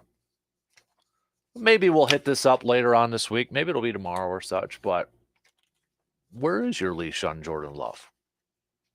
How long is your leash? Are you willing to you give it even into next year? I've seen a few of you chime in and say, hey, if this is still going on next year, then it's a problem. Whereas some of you have already said, it's already a problem, it's too late, move on. So how long is for some of you already, the leash is gone. It's like, nope, done, move on. Some of you, it's into next year, a little bit longer, quite a bit longer compared to some others. So I might have to do maybe I'll do another poll like that on there just to kind of gauge where everybody's at on there. I'll put that up on Twitter. I don't know if I want to put it on Facebook. Posted something on Facebook yesterday and had a bunch of people fighting with each other on it. No, I don't like that. Don't do that. Don't fight with each other, people. Come on now. We're adults here, most of us. So, but yeah, we'll maybe get an update today too on some of the injuries. Christian Watson went down with that knee injury. Devontae Wyatt went out with a knee injury. Darnell Savage went out with a calf. Eric Stokes played a couple snaps on special teams, and he went out with a hamstring. I mean, it was just Josh Myers got banged up. He ended up coming back in. Elton Jenkins. I mean, it sounded like, according to some media people, like it was 50-50 whether Elton Jenkins was going to play in that game or not. So he's not 100%. Jair didn't play, obviously. So a banged up team right now. Not good. Heading into week 8 and really, really, really banged. And Devondre Campbell, for crying out loud. So, but, we'll have a lot more Packers talk throughout the week, and I'm sure some more venting and frustrations, especially with little grind my gears tomorrow there too. So, but start to think about too with the Bucs season getting set to tip off here in a couple days. Start to think about your Bucs season expectations, your predictions. I mean, I think a lot of Bucs fans, maybe not the majority, but a lot. Maybe I'd say it's the majority, but maybe not all, are expected championship, and anything less than that is maybe a failure, maybe a disappointing season if you don't get a championship after making the move for Dame and having Giannis on there and such. But I'm sure a lot of you are probably going to have championship or bust aspirations for this Bucs team. Honestly, I'm leaning towards that way too. I think right now that when you make a move for Dame and you got Giannis in tow and that such, it's definitely, you make a move like that, it's championship, baby. So do you think they can do it? Do you think the Bucs are better than the Celtics right now? Yay or nay? What do you think is the weakness? I'm just giving you some questions for later on this week when we talk Bucs. What do you think is the biggest weakness for this Bucs team? Biggest question mark surrounding this Bucs team? Is it the new coaching staff? Maybe you have questions on certain positions or such. So just think about that for a little bit, and we'll get to that. We'll get to RJ Cardinal tomorrow, recapping the Badgers come from behind victory over Illinois. Badgers picking up their 5th win. Now they welcome Ohio State to Camp Randall. Luke Fickell obviously has a lot of ties to Ohio State, has some experience with Ohio State. I'm sure he would love nothing more than to welcome them in and give them their first loss. But right now, Ohio State, the 3rd team in the country, Georgia, Michigan, Ohio State, Florida State, your top 4, Washington, Oklahoma, 5-6, Texas, Oregon, 7-8, Alabama, Penn State after falling to Ohio State, dropping down to number 10 right now. How about this? James Madison cracking the top 25 in college football. All right, James Madison, baby. Number 25. Iowa dropped out. The only team to drop out of the rankings was Iowa after losing to Minnesota. Florida would be 26 right now. They had the most of others receiving votes right now. Graham Mertz led Florida over there. How about that? Yeah. All right. So we'll hit that up tomorrow. As I said, we got a little grind my gears tomorrow. Think about that. We'll definitely get to some more Packers talk. If I didn't get to your texts or messages or anything like that, it was because we had a ton this morning. Obviously, a lot of frustration, some venting, and some others preaching a little patience here. So if I didn't get to it, wasn't ignoring you. Apologize. But we'll try to get to everybody's messages tomorrow and later on and through the week and such. But keep them coming, okay? Keep the texts coming, all that good stuff. DP and the Danettes, they're up next. Have a fantastic rest of your Monday, all right? Have a good Monday. I know it's tough after a loss, but keep your head up, peeps. We'll be back at it again tomorrow morning, 6 a.m. Talk to you then. You're listening to the Dan Patrick Show on WAYY Eau Claire, W286CK Eau Claire, Sports Talk 105.1. You're out, you're about, but you want your Dan Patrick. Well, good news, he goes everywhere with you. If you missed the show, you can podcast it. If you want to see the show, just go to Peacock, and we stream it live every weekday. Watch past episodes, too. The Dan Patrick Show, available anywhere you are.